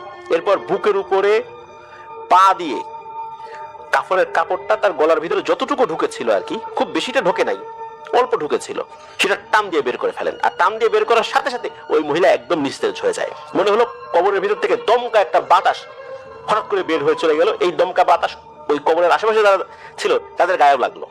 বুঝাই যাচ্ছে এই কবরের ভিতর ভয়ঙ্কর একটা পিশাচ ছিল যে এই কাজটা করেছে। তো হুজুর সাথে সাথে বলেন যে এই লাশটা এখনই উঠান, এনাকে আবার গোসল দিতে হবে, নতুন কাফনের কাপড় পরাতে হবে, আর ভয় পাবেন না, সমস্যার সমাধান হবে ইনশাল্লাহ। আর আমার কথোপকথনে নিশ্চয়ই বুঝতে পারছেন যে এটা স্বাভাবিক কোনো ওলা ওঠা না, এটা জাদুর কারণে হয়েছে। আর এটা অনেক প্রাচীন একটা পদ্ধতি যেটা জিনেরা এই কাজটা করে থাকে, পৃথিবীর বিভিন্ন জায়গাতেই এই ঘটনা ঘটে। তো এটার চিকিৎসাও আছে, চিন্তা করবেন না।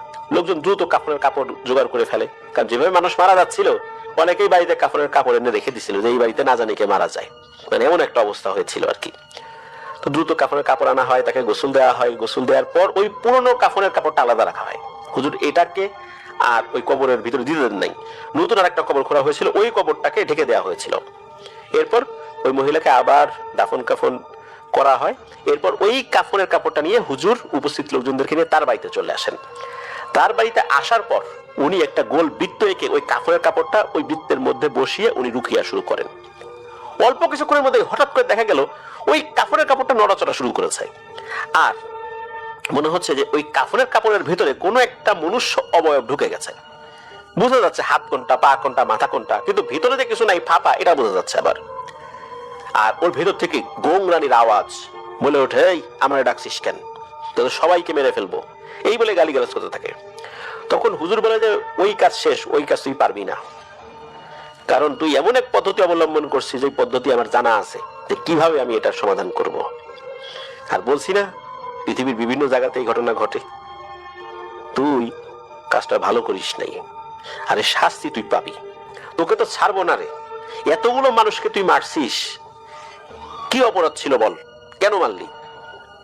তখন ওর ভেতর থেকে ওই গোংরাতে গোংরাতে ওই গজরানো কণ্ঠে বলে ওঠে যে আমি ওলা বুড়ি, আমার চেহারা যেই দেখবে সেই মরবে, এটাই পদ্ধতি, কিন্তু আমি মারার জন্য এখানে আসি নাই, আমি ওই পুকুরে নামছি, এক মহিলা কিভাবে যেন আমাকে দেখে ফেলে, তো আমি ওর দিকে তাকাইও নাই, কিন্তু পরবর্তীতে দেখি যে ওই মহিলা আমার দিকে তাকায় ভেঙচি কাটতেছে, আমার চেহারা খারাপ, আমার চেহারা বিদঘুটে, সে ভেঙচি কাটতেছে, এইটা দেখে আমার খুব রাগ হয়।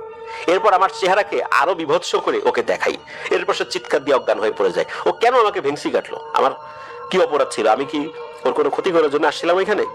আমি তো তা করি নাই, কিন্তু ও ইচ্ছা করে আমার দিকে ভেঙচি কাটতেছে।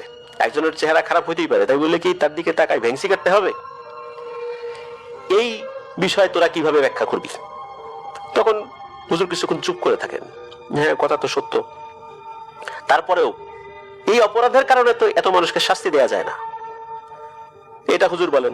তখন বলেন যে তোদের যুক্তি আমাদের কাছে চলে না, আমরা আমাদের যুক্তিতে চলি।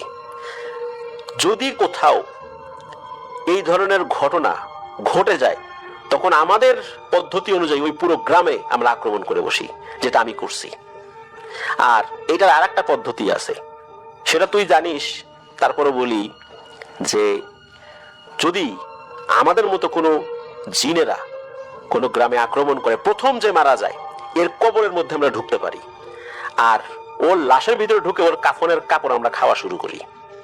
খেতে খেতে পুরোটা যখন শেষ হয়ে যাবে, আস্তে আস্তে পুরোটা শেষ হয়ে, তার মানে হচ্ছে ওই গ্রামের সব লোক মারা যাবে, এরপর আমরা ওই কবর থেকে চলে যাই। একই সাথে মানুষ মরতে থাকে এবং আমাদের কবরের ভিতরে জাদুবিদ্যার চর্চাটা চলতে থাকে। এইভাবেই আমরা কোনো গ্রামকে শেষ করে দিই। তুই মাঝখানে এসে বাগড়া বাঁধাইছিস। তখন হুজুর বলে যে তুই তো এখন যাইতে পারবি না, তোকে তো আমি আটকায় ফেলছি, যা মারছিস এই লোকগুলোকে তো আর ফেরত আনতে পারবো না, তবে তুই নিরীহ লোকদেরকে যে হত্যা করছিস কোনো কারণ ছাড়া, এর শাস্তি তুই পাবি। এটা বলার পর হুজুর কি করে, উনি কিছু দোয়া পড়তে থাকে। উনার খুব পরহেজগার একটা শক্তিশালী জিন ছিল, সে জিনের সর্দার, তাকে আহ্বান করে। সেই জিনের সর্দারও কিছুক্ষণের মধ্যেই চলে আসে। উপস্থিত লোকজন সর্দারের আগমন বুঝতে পেরেছে, কিন্তু দেখতে পায় নাই। মনে হলো একটা বাতাস আসলো, হুজুর কিছু কথোপকথন করলো তার সাথে, তার কিছু কিছু শব্দ উপস্থিত লোকজন শুনতে পেরেছিলেন। এরপর কি হলো, হঠাৎ করে ওই যে কাফনের কাপড়ের মধ্যে একটা মনুষ্য অবয়বের মতো মনে হচ্ছিল, কাফনের কাপড়টা ধপাস করে মাটিতে পড়ে যায়, মানে এর ভিতরে কিছু নাই। এরপর মনে হলো একটা দমকা বাতাস ওই বাড়ি থেকে চলে গেল। তো হুজুর তখন বললেন যে এই জিন সর্দার এই খুনি পিশাচটাকে ধরে নিয়ে গেছে। আর ও যদি জীবিত থাকে ও এভাবে আবার বিভিন্ন গ্রামে গিয়ে হামলা করবে, এটাই ওদের কাজ। এভাবেই ওরা মানুষকে হত্যা করে, নিজের শক্তি বাড়ায়, আর কোনো কবরের ভিতরে গিয়ে কোনো লাশের কাফন খাওয়া শুরু করে। এটাই এদের একটা জাদুর পদ্ধতি। একে জিন সর্দার নিয়ে গেছে, ওরা এর বিচার করবে। পরবর্তীতে জানা যায় যে ওই জিন সর্দার এই পিশাচকে মৃত্যুদণ্ড দিয়েছিল। তো এটাই ছিল ঘটনা। আরো একটা ঘটনায় চলে যাব আমরা, এবং এই ঘটনাটা একটা অডিও ক্লিপ। চলুন শুনে আসি অডিও ক্লিপটি। আশা করছি এই অডিও ক্লিপটিও আপনাদেরকে অনেক অনেক আনন্দ দেবে। চলুন শুনে আসি। আসসালামু আলাইকুম রাসেল ভাই, আশা করি আল্লাহর রহমতে ভালোই আছেন। আমি বরিশাল থেকে বলছি। আজকে আপনাদের সাথে যে ঘটনাটা শেয়ার করব, যা আমার সাথে ঘটেনি, আমাকে আমার মামি বলেছে এটা তার সাথেই ঘটা ঘটনা। তো দেরি না করে ঘটনায় চলে যাই। আমার নানা বাড়ি বরিশালেরই বাকেরগঞ্জ থানায় একটি গ্রামে। তো তারা আমার নানা বাড়িতে থাকে আমার নানা, নানু, আমার মামা, মামি, মেঝো মামা, মেঝো মামি, আর আমার নানার বাবা মা। আল্লাহর রহমতে তারা এখনো বেঁচে আছে, সুস্থ আছে। তো আমার নানা এবং নানি তারা হজে চলে গেছিল। তো বাসায় ছিল আমার মেঝো মামা, আমার মেঝো মামি, আর আমার নানার বাবা মা। তো ঘটনার দিন থেকে শুরু করি। ঘটনার দিন আমার মামা সে বাজার থেকে কিছু মাছ নিয়ে এসেছিল ভর দুপুর বেলায়। তো আমাদের যে রান্নাঘরটা তখন শীতকাল ছিল, এর জন্য রান্নাটা আর কি বাইরেই করা হতো শুকনো পাতা দিয়ে। তো আমার মামা মাছ নিয়ে এলেন, মামি সেটা প্রথমে ঘরের ভিতরে রেখেছিলেন। আর তারপরে মামি সব রান্নার জন্য যা যা দরকার সেগুলো নিয়ে বাইরে যখন চুলার কাছে গেলেন, মাছ টাছ নিয়ে সবকিছু নিয়ে গেছেন সে। তো পরে যখন সে আবার ঘরে ঢুকবে ওই সময় সে ফিল করলো যে তার রুমের ভিতরে কেউ আছে। আরো সে কাছাকাছি যাওয়ার পরে সে দেখলো যে তার রুমের যে খাটটা, সেই বেডটা মানে আপনা আপনি, যেমন ভূমিকম্প হলে যেমন হয় ওভাবে আপনা আপনি খুব জোরে জোরে শব্দ করে কাঁপছে। আর শুধু কাঁপছেই না, খুব শব্দ হচ্ছে জিনিসটার জন্য। তো মামি ভয় পেয়ে ঘরের বাইরে চলে গেল। তো কিছুক্ষণ পরে আমার মামা আসলো যখন, তখন সে মামাকে বলল। তো মামা ভিতরে গিয়ে সেও শুনতেছে বলবে যে তাদের যে রুমের যে বেডটা, ওই বেডটা খুব খুব জোরে জোরে কাঁপছে আর খুব শব্দ করছে। তোর মামা একটা কি করবে ভেবে না পেয়ে একটা লাঠি নিয়ে গেল রুমের ভিতরে যে দেখে যে খাটের উপরে, খাটের ওখানে তো কেউ নাই। তারপর সে লাঠিটা দিয়ে খাটের উপর অনেকক্ষণ আঘাত করলো খাটটাকে, দিক বেদিক শূন্য হয়ে। তো তারপরে থামলো। মামা রুমে ঢুকছে পর থেকেই কি শব্দটা থেমে গেছে, খাটটাও আর নড়েনি। তো সেদিনকার দিনটা তো ওভাবে গেল। তারপরে পরদিন, সেদিনই রাতের ঘটনা, হঠাৎ করে মামির মতো অনুযায়ী হঠাৎ করে তার রাত 1টার দিকে ঘুম ভেঙে যায়। তো ঘুম ভেঙে সে দেখতে পায় তার যে দেয়াল, তার রুমের সে যেদিক মুখ করে ঘুমিয়েছিল তার উল্টা পাশে যে দেয়ালটা, ওই দেয়ালটায় একটা বড় একজোড়া চোখ। সে দেখে, গ্রামের বাড়ি তো আশেপাশে ওরভাবে ঘর টর নেই। আমাদের যে দুই পাশে দুটো ঘর, একটা ঘরে শুধু একজন মানুষই থাকে আর আরেকটা ঘর পরিত্যক্ত, কেউ থাকে না। তো ওভাবে যে ঘরের ভিতরে লাইট আসবে এভাবে কোনো উপায় নেই, এবং তারা তো রুমে থাকছে, আরো তারা কখনো দেখে না এভাবে কোনো রুমের মধ্যে এরকম কোনো লাইট। তো একজোড়া চোখ ভাবে দেখে সে খুব ভয় পেয়ে গেল। আর ঠিক তখনই সে শুনতে পাচ্ছে যে পা ঘষে ঘষে কেউ হাঁটতেছে। তাদের রুমের পাশে হচ্ছে ডাইনিং রুমে কেউ পা ঘষে ঘষে হাঁটতেছে। তো আমি ফার্স্টই বলছিলাম যে আমার নানার বাবা মা দুজনেই বেঁচে আছে। তো আমার যে নানার যে মা, সে ওভাবে অনেক বয়স, তো সে ওভাবে পা ঘষে ঘষে হাঁটতো। তো আমার মামি কয়েকবারই করছে যে কে ওখানে, কে বড় মা আপনি কি ওখানে আছেন? বলার পরে দেখছে কোনো সাড়া শব্দ নেই। তখন আমার মামি খুব ভয় পেয়ে গেছে, কারণ ওখানে যদি আমার নানার মাই থাকতো, সে বলতো, সে সাড়া দিত, কিন্তু সাড়া দিচ্ছে না, কোনো আওয়াজটা তো দিয়েছে। আমার মামি আমার মামাকে ঘুম থেকে ডেকে তুলবে, সে তার শরীর অবশ্যই নাড়াতে পারতেছে না। তারপরে সে অনেক কষ্টে অনেকক্ষণ এভাবে হয়েছে, অনেক কষ্টে মামাকে কোনোভাবে ডেকে তুললো, তোলার পর মামাও সেটা শুনতেছে। এখন তারা দুজনই আর কি, কেউ ভয় নামতে পারতেছে না খাট থেকে, তাদের এমন অবস্থা। তো কিছুক্ষণ পরে যখন আমার মামা আর কি শুধু মনে মনে এই করলো যে সে এখন উঠবে, যাই হোক যেটাই হবে সে উঠবে, যা দেখার দেখবে সে উঠবে। ঠিক তখনই আমাদের বাড়ির যে একটা বাড়ি বলছিলাম যে পরিত্যক্ত, তো ওই বাড়িটা ছিল পশ্চিম দিকে। আমাদের যে নানার বাড়িটার পশ্চিম দিকে। তো ওই যে পশ্চিম দিকের আর মামজা থাকতো পূর্ব দিকের রুমে। হঠাৎ করে দেখলো কি, যে জিনিসটা ওভাবে পা ঘষে ঘষে হাঁটছিল, সেই জিনিসটা পশ্চিম দিকের রুমের দরজা খুলে পশ্চিম দিকের রুমের জানালাটাও খট করে খুললো। তারা দুজনেই শব্দ পেল যে দরজা খোলা হয়েছে, জানলাটাও খোলা হয়েছে। আসলে কিন্তু ওই রুমটা টোটালি এমটি ছিল, ওই রুমে কেউ থাকতো না, ওই রুমটা বন্ধ করা ছিল, দরজা তালা দেওয়া ছিল না, বাট বন্ধ করা ছিল। তারা দুজনে ক্লিয়ারলি শুনতে পেল এভাবে যে দরজাটা খুলে গেল, জানলাটা খুলে গেল, এবং জানলা দিয়ে কেউ ধূপ করে বাইরে পড়ে গেল, এবং ধূপ করে বাইরে পড়ে গেল, এবং এরপর সব ঠান্ডা হয়ে গেল। কিন্তু পরে তারা সকালবেলা সেদিন রাত্রে আর কেউ নামেই নেয় খাট থেকে, এত কিছু হওয়ার পরে। তো পরদিন যখন তারা চেক করলো রুমটা, দেখলো যে রুমের দরজাও লাগানো, জানলাও লাগানো, কিছুই খোলা হয়নি। কিন্তু তারা কাল রাতে স্পষ্ট শুনছে যে জানলাটাকে খট করে খুলে ফেললো।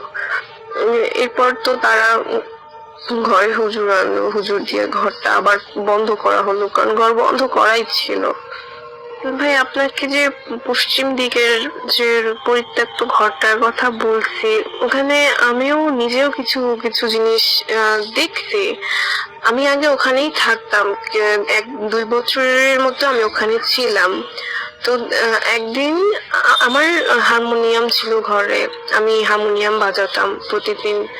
তো মাঝে মাঝে আমি শুনতাম যে ওই ঘরে কেউ হারমোনিয়াম বাজাচ্ছে, কিন্তু আমাদের ওই এলাকায় শুধু আমার হারমোনিয়াম বাদে আর কারো হারমোনিয়াম ছিল না। আমি দেখিনি কারো ঘরে ওখানে ওরকম হারমোনিয়াম, আর ওখানে আশেপাশে তেমন কোনো ঘরও নেই।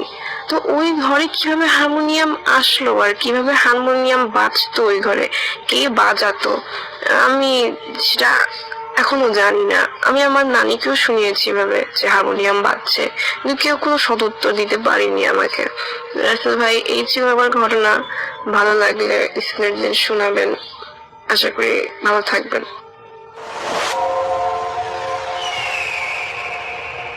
আমরা চলে যাব আমাদের পরবর্তী অতিথির কাছে। আপনার নামটা প্লিজ একটু বলবেন, আপনি কোথা থেকে এসেছেন সেটা বলবেন, তারপরে আপনার ঘটনায় যাব।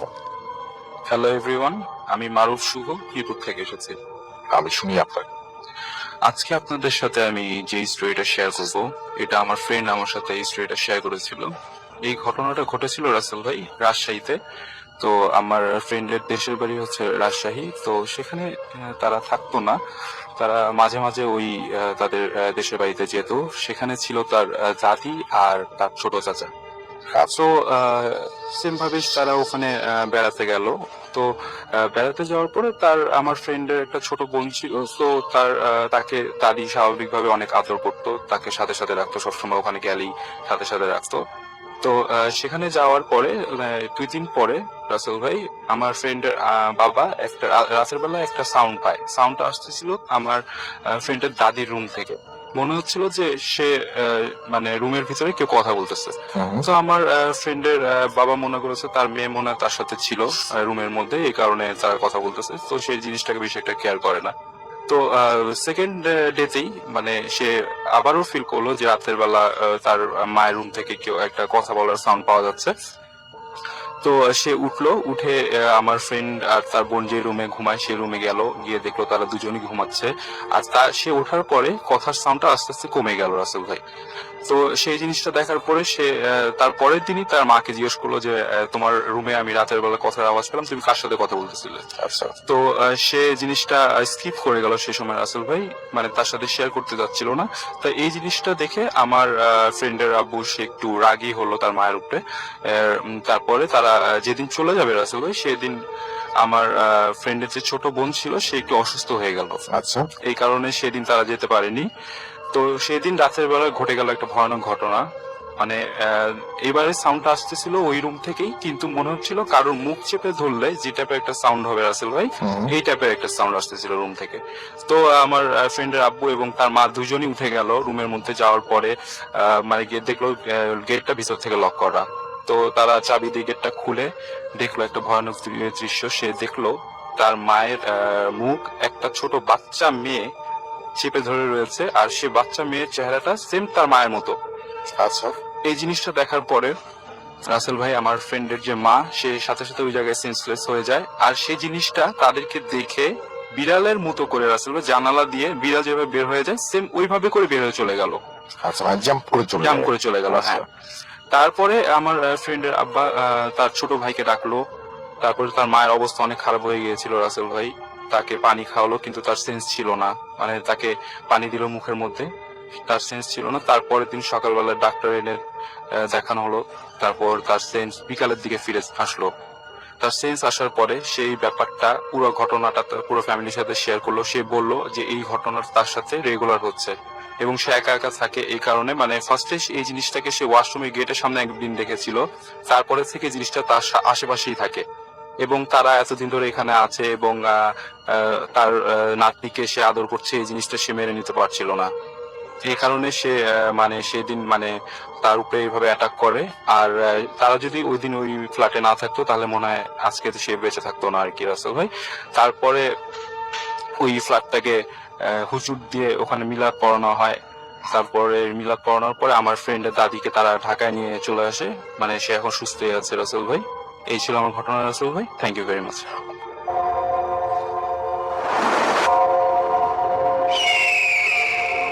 Welcome back. আপনাদের সবাইকে স্বাগত জানাই আমি রাসেল। আশা করছি আপনারা সবাই ভালো আছেন, ভালোর তলে আছেন। আমিও ভালো আছি আর ভালোর তলে আছি। চলে যাব আরো একটি ঘটনায়। যদি ভালো লাগে সাথে থাকবেন। ঘটনায় যাচ্ছি। ঘটনাটি সৌদি আরবের কোন এক স্থানের। এখানে জিন জাদুর ঘটনা অহরহ, কিন্তু এখানকার মানুষ জানাতে নারাজ, বলতে নারাজ, শুনতে নারাজ। তারা এইসবকে লজ্জা মনে করে। শুনতে অবাক লাগলেও ওদের মধ্যে একটা জিনিস দেখেছি, ওরা যদি জানতে পারে কোথাও জিনদের জায়গা বা এই বাসায় জিনদের বসবাস, তারা চেষ্টা করে সেই জায়গা থেকে সরে যেতে। কারণ তারা কখনোই চায় না সেই জায়গার জিনদের সাথে কোনো ধরনের ঝামেলা হোক। এখানে এমন বাড়ি বা জায়গা অহরহ। এই ঘটনাটা একটি পুরানো 4 তলা আন্ডার কনস্ট্রাকশন বাড়িকে কেন্দ্র করে ঘটে গেছে একটি ঘটনা। এই ঘটনাটি একজন জেল পুলিশের কাছ থেকে অথবা জেলারের কাছ থেকে সংগ্রহ করা। ঘটনাটি 2 জন মৃত্যুপ্রাপ্ত জেলবন্দি আসামির কাছ থেকে কালেক্টেড। তাদের একজন আব্দুল্লাহ এবং আরেকজন হাম্মাদ। তাদের মৃত্যুদণ্ডের মূল কারণ এই অদ্ভুত ঘটনাটাই রিয়াদের শেষের একটি গ্রামের ঘটনা। একটা 4 তলা বিশিষ্ট বিশাল আন্ডার কনস্ট্রাকশন বাড়ি, যেটা এভাবেই অনেক বছর ধরেই রয়েছে। না এটা বেড়েছে, না কেউ এসেছে। কারণ লোকে বলে এই জায়গাটি জিনদের জায়গা। অনেকে বেদজিন্নি বলেও সেই জায়গাটাকে অভিহিত করে থাকে। বেদজিন্নি মানে জিনের বাড়ি। কারণ এখানে যারা কাজ করতে আসতো তাদের নানান ধরনের সমস্যার সম্মুখীন হতে হতো। প্রতিদিন কারো না কারো হাত পা ভাঙতো কিংবা কারো মাথা ফাটতো। নানান ভাবে বিভিন্ন উপায়ে ভয় পেত। তারা যখন কাজ করত তখন উপর থেকে কেউ বা কারা ইট ছুঁড়ে মারত, অথচ আশেপাশে তেমন কোনো দালান কোঠা না থাকার কারণে ভয় পাওয়াটা খুবই স্বাভাবিক। এমন আরো বিভিন্ন ধরনের ঝামেলা, এবং এই ঝামেলার কথা শোনা যেত। মালিক বুঝতে পারায় এই বাড়িটি একেবারেই বন্ধ করে দেয়। এর প্রধান কারণ ছিল চারিদিকে ছড়িয়ে পড়া কথা যে এই বাড়িতে জিনের ঝামেলা আছে। বাড়ির বর্ণনা যদি দেই তাহলে চারদিক উঁচু দেয়াল, বিশাল একটা গেট, আর প্রথমেই আমি যে বলেছি যেহেতু বাড়িটি আন্ডার কনস্ট্রাকশন ছিল, এই বাড়ির আশপাশে কোনো ঘর বাড়ি নাই। 4 বন্ধু, যাদের নাম রাকান, হামিদ, আব্দুল্লাহ আর হাম্মদ। রাকান যে কিনা একজন নাস্তিক বললেই চলে। সে মুসলিম ঘরে জন্মালেও এসব ধর্মকর্ম অতটা বিশ্বাস করত না। খুব স্বাভাবিকভাবেই আমাদের নবীজি কিন্তু মক্কাতেই ছিলেন। মানুষগুলো যখন বিশ্বাস করতো না তিনি তাদেরকে দাঁড়ে গেছেন ইসলামের দাওয়াত নিয়ে, তাই নাস্তিক থাকবে না বলাটা অস্বাভাবিক। সে মুসলিম ঘরে জন্মালেও ধর্ম বিশ্বাস করতো না যেহেতু, এবং কোনো ধরনের প্রাণী পছন্দ করতো না। তার সামনে দিয়ে কোনো কুকুর বিড়াল চলাচল করতে দেখলে হাতের সামনে যা পেত সেটা দিয়ে পেটাতো। ঘটনার শোনাকালীন এই বোঝার সুবিধার্থে তাদের দুজনের বিষয় আমি আগেই জানিয়ে রাখছি। 4 বন্ধু প্ল্যান করে তারা দূরে কোথাও মরুভূমিতে গিয়ে আনন্দ করবে, মজা করবে। তারা একটা জায়গা নির্ধারণ করে, সেখানে তারা রাতে গিয়ে খাবার খাবে আর কার্ড খেলবে। এই কার্ড খেলাটা এখানকার খুব স্বাভাবিক একটা বিষয়। তারা সন্ধ্যার পর সেই জায়গায় যাবার উদ্দেশ্যে রওনা দেয়। সেই জায়গায় যাবার আগে রাস্তায় সেই পরিত্যক্ত বিশাল বাড়িটি পড়ে। তারা খাওয়া দাওয়ার পর কার্ড খেলতে বসে। একটা পর্যায়ে তর্কাতর্কি শুরু হয়, বিতর্ক শুরু হয়। বাজি ধরে যে দুজন হারবে তারা দুজন সেই ভূতের বাড়িতে যাবে। নিয়মটা এমন ছিল, একজন একজন করে ঢুকবে এবং 4 মিনিট করে থাকবে। খেলার একটা পর্যায়ে রাকান আর আব্দুল্লাহ হেরে যায়। তারা বাড়িটির সামনে আসে এবং প্ল্যান করে এই উঁচু প্রাচীর পার হতে গাড়ি ব্যবহার করবে, অর্থাৎ গাড়ির ছাদে উঠে প্রাচীর টপকাবে এবং 4 মিনিট পর এই পাশ থেকে দড়ি ফেলবে। সেই দড়ির দ্বারা তারা এই পারে ফিরে আসবে। প্রথমে রাকান নিজ ইচ্ছায় যেতে চায়, কারণ ও জিন এইসব ভয় টয় তোয়াক্কা করে না। রাকান গাড়ির উপর উঠে দেয়াল টপকে লাফ দেয়। ওই পাশে পড়ার সাথে সাথে রাকান একটা চিৎকার দেয়। এটা শুনে বন্ধুরা ভাবে লাফ দেওয়ার কারণে হয়তো ব্যথা পেতে পারে বা পা ভেঙে গেছে। এই পাশ থেকে বন্ধুরা ডাক দেয়, কিন্তু ওপার থেকে আর কোনো সারা শব্দ নাই। কয়েকবার ডাকার পরে ওপার থেকে চুপ, একদম চুপ। এতে বন্ধুরা ভাবে রাখান হয়তো তাদের সাথে মজা করছে। পরবর্তীতে বন্ধুরা ভাবে ঠিক আছে, যদি আমাদের সাথে মজা করে আমাদের ভয় দেখাতে চায় তাহলে আমরা উল্টো রাকানকে ভয় দেখাবো। পরিকল্পনা করে বন্ধুরা যে আস্তে করে সেখান থেকে রাকানকে রেখেই সেই জায়গায় আগের জায়গায় চলে আসবে। তো অনেকক্ষণ হয়ে যায়, রাকানের আর কোনো খবর নাই, এবং খবর না পেয়ে বন্ধুরা ফোন করে, দেখে ওর ফোন বন্ধ। কিন্তু ওরা তখনও ভেবে বসেছিল যে রাকান এখনো মজা করছে, এবং ওরা পাত্তা দিচ্ছিল না। একটা পর্যায়ে ওদের এখানে 2 জন লোক আসে। ওনারা বলে তারা গানামের খাবার দিতে এসেছিল। যাওয়ার পথে তাদের এখানে এসে, গানাম হচ্ছে সৌদিতে গানাম মানে ছাগল বা ভেড়া, তো তাদের এখানে দেখে এবং টুকটাক কথা বলছে ওই অচেনা 2 জন লোক। একটা পর্যায়ে রাকানের কথা ওঠে আর 2 জন লোক তাদের পুরো ঘটনা বলে। অচেনা লোক 2 জনের কাছ থেকে ওই 2 জন যে ছিল তাদের থেকে একজন বলে যে বাড়ি যেটাই হোক এভাবে বাড়ির দেয়াল টপকে যাওয়া ঠিক নয়, গেট দিয়ে গিয়ে যাওয়াই ভালো। তো লোকটার কথায় হাম্মাদ বলে গেট দিয়ে কিভাবে যাব, দরজা তো বন্ধ। যাবার লোক 2জন একটু বিরক্ত হলো, তাহলে সেখানে যাবার কি দরকার, আপনারা ফিরে যান সেই বাড়িতে, আর আপনার বন্ধুকে নিয়ে বাড়ি ফিরে যান। এসব জায়গায় মজা করার জায়গা না, এসব জায়গায় মজা ভালো না। তো অচেনা লোকের কথায় ওরা একমত পোষণ করে এবং সেই লোক 2টা চলে যায়। তারা পুনরায় সেই বাড়ির কাছে যায়। তারা বাড়ির বাইরের চারদিকে থেকে ডাকাডাকি করে, কিন্তু রাকানের কোনো শব্দ পায় না। রাকানের ফোনও বন্ধ। তারা ভাবে তাহলে রাকান হয়তো কোনো একটা ফাঁক ফোকর পেয়ে সেদিক দিয়ে বাসায় চলে গেছে, কারণ এতক্ষণ তার মজা করার কথা না। নাকি রাকান কোনো কারণে রাগ করলো, এটা ভেবে তারা সেখান থেকে চলে আসে। ঠিক একইভাবে আগামীকাল বিকালে এই সব নিয়ে দেখা যাবে। পরের দিন বিকেলে তারা তিন বন্ধু আবারও এক হয়। রাকানের কোনো খোঁজ নেই, ফোনও বন্ধ। তারা ভাবে তাহলে চলো আমার রাকানের বাড়ি থেকে দেখি ব্যাপার কি। তারা তিনজন বাড়ি থেকে দেখে রাকান নেই। বাড়ির লোকজনদেরকে জিজ্ঞাসা করা হলে জিজ্ঞেস করা হওয়ার পরে বলে যে রাকান কাল থেকে এখনো বাসায় ফেরেনি। এটা শুনে তারা একটু ঘাবড়ে যায়, কিন্তু রাকানের বাসার লোকদেরকে বুঝতে দেয় না। আব্দুল্লাহ, হামিদ আর হাম্মাদ এভাবে তারা ভাবে যে এবার হয়তো কোনো একটা ঝামেলা হয়ে গেছে। তারা আবারও সেই বাড়িতে যাবে এবং ভালো করে খুঁজে দেখবে। প্রায় সন্ধ্যা তখন। তারা বাড়ির চারদিক থেকে উকি ঝুঁকি দিতে থাকে যে কিছু দেখা যায় কিনা। তো হামিদ দেয়াল টপকে যাওয়ার কথা বলে, কিন্তু আব্দুল্লাহ মানা করে আর বলে, এই বেটা, কালকের লোকের কথা মনে নাই? কি বলেছে? দেয়াল টপকে যাওয়া ভালো না। এই কথায় হামিদ আর কোনো পাত্তা দেয় না। তারা ভারী বিশাল গেটটি খোলার চেষ্টা করে, কিন্তু অনেক চেষ্টা করার পরও সেই গেট আর খুলতে পারে না। গেট খোলার চেষ্টা মানে হচ্ছেই না কোনোভাবে। তো জোর করে ঠেলা দিয়ে নিচ থেকে কিছুটা অংশ ফাঁকা করে। হাম্মাদ গেটের সেই ছোট ফাঁকাটি দিয়ে দেখে রাকান ভেতরে দাঁড়িয়ে আছে এবং ওদের দেখে ভেতরের দিকে দৌড় দিল। এইটা দেখতেই হাম্মাদ চিল্লিয়ে সবাইকে বলল, আমি রাকানকে দেখেছি ভেতরে। এই কথা শুনতেই সবাই দেয়াল টপকে বাড়ির ভেতরে ঢুকে। তারা রাকানকে ডাকতে থাকে আর বলে, রাকান, তোমাকে দেখেছি, কিন্তু তুমি বাড়ির ভেতরে আছো, আর মজা করার দরকার নাই।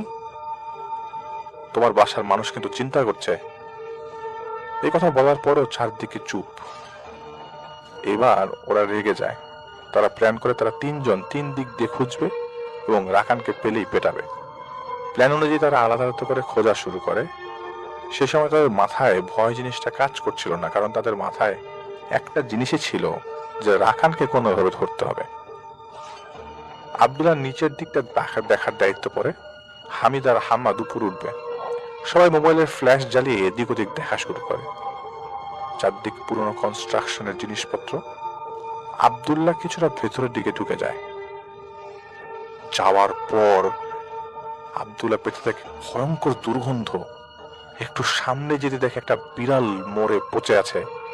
বিড়ালটার চারদিকে রক্ত জমাট বেঁধেছিল। এখানে একটা বিষয় তাদেরকে বেশ ভাবায়।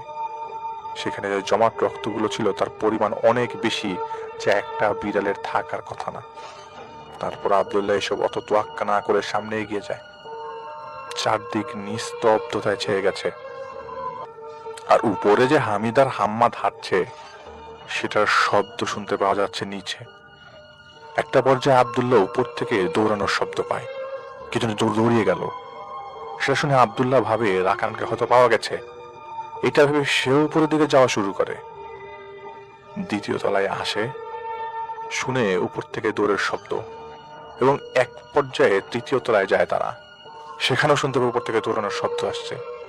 এরপর চতুর্থ তলায় যায়, সেখানেও শুনতে পাবে উপর থেকে দৌড়ানোর শব্দ। সর্বশেষ আব্দুল্লাহ চতুর্থ তলার ছাদে যায়, যে দেখে সেখানে কেউ নাই। আব্দুল্লাহ শব্দগুলো শুনতে পেরে সিঁড়ি থেকেই উপরের দিকে খোঁজ করার জন্য চলে যায়, কারণ তার ধারণা ছিল যে সে শব্দ উপর থেকে শুনতে পাচ্ছিল।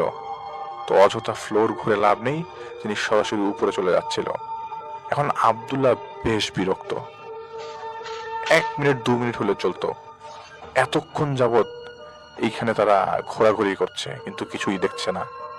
সে 4 তলায় আসে এবং নিশ্চুপ ভাবে এদিক ওদিক দেখতে থাকে। সে এখন নিচতলার দিকে হাঁটার শব্দ শুনতে পাচ্ছে। এবার সে ভাবে সরাসরি নিচে যাবেন না, সে প্রতিটা ফ্লোর যতটুক দেখা যায়, যতটুক ঘোরা যায় চেক করে তারপরে নিচে যাবে।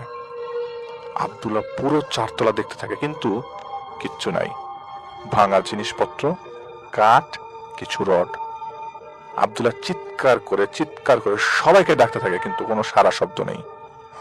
হঠাৎ করে আব্দুল্লাহ একটা শীষ বাজানোর শব্দ শুনতে পায়।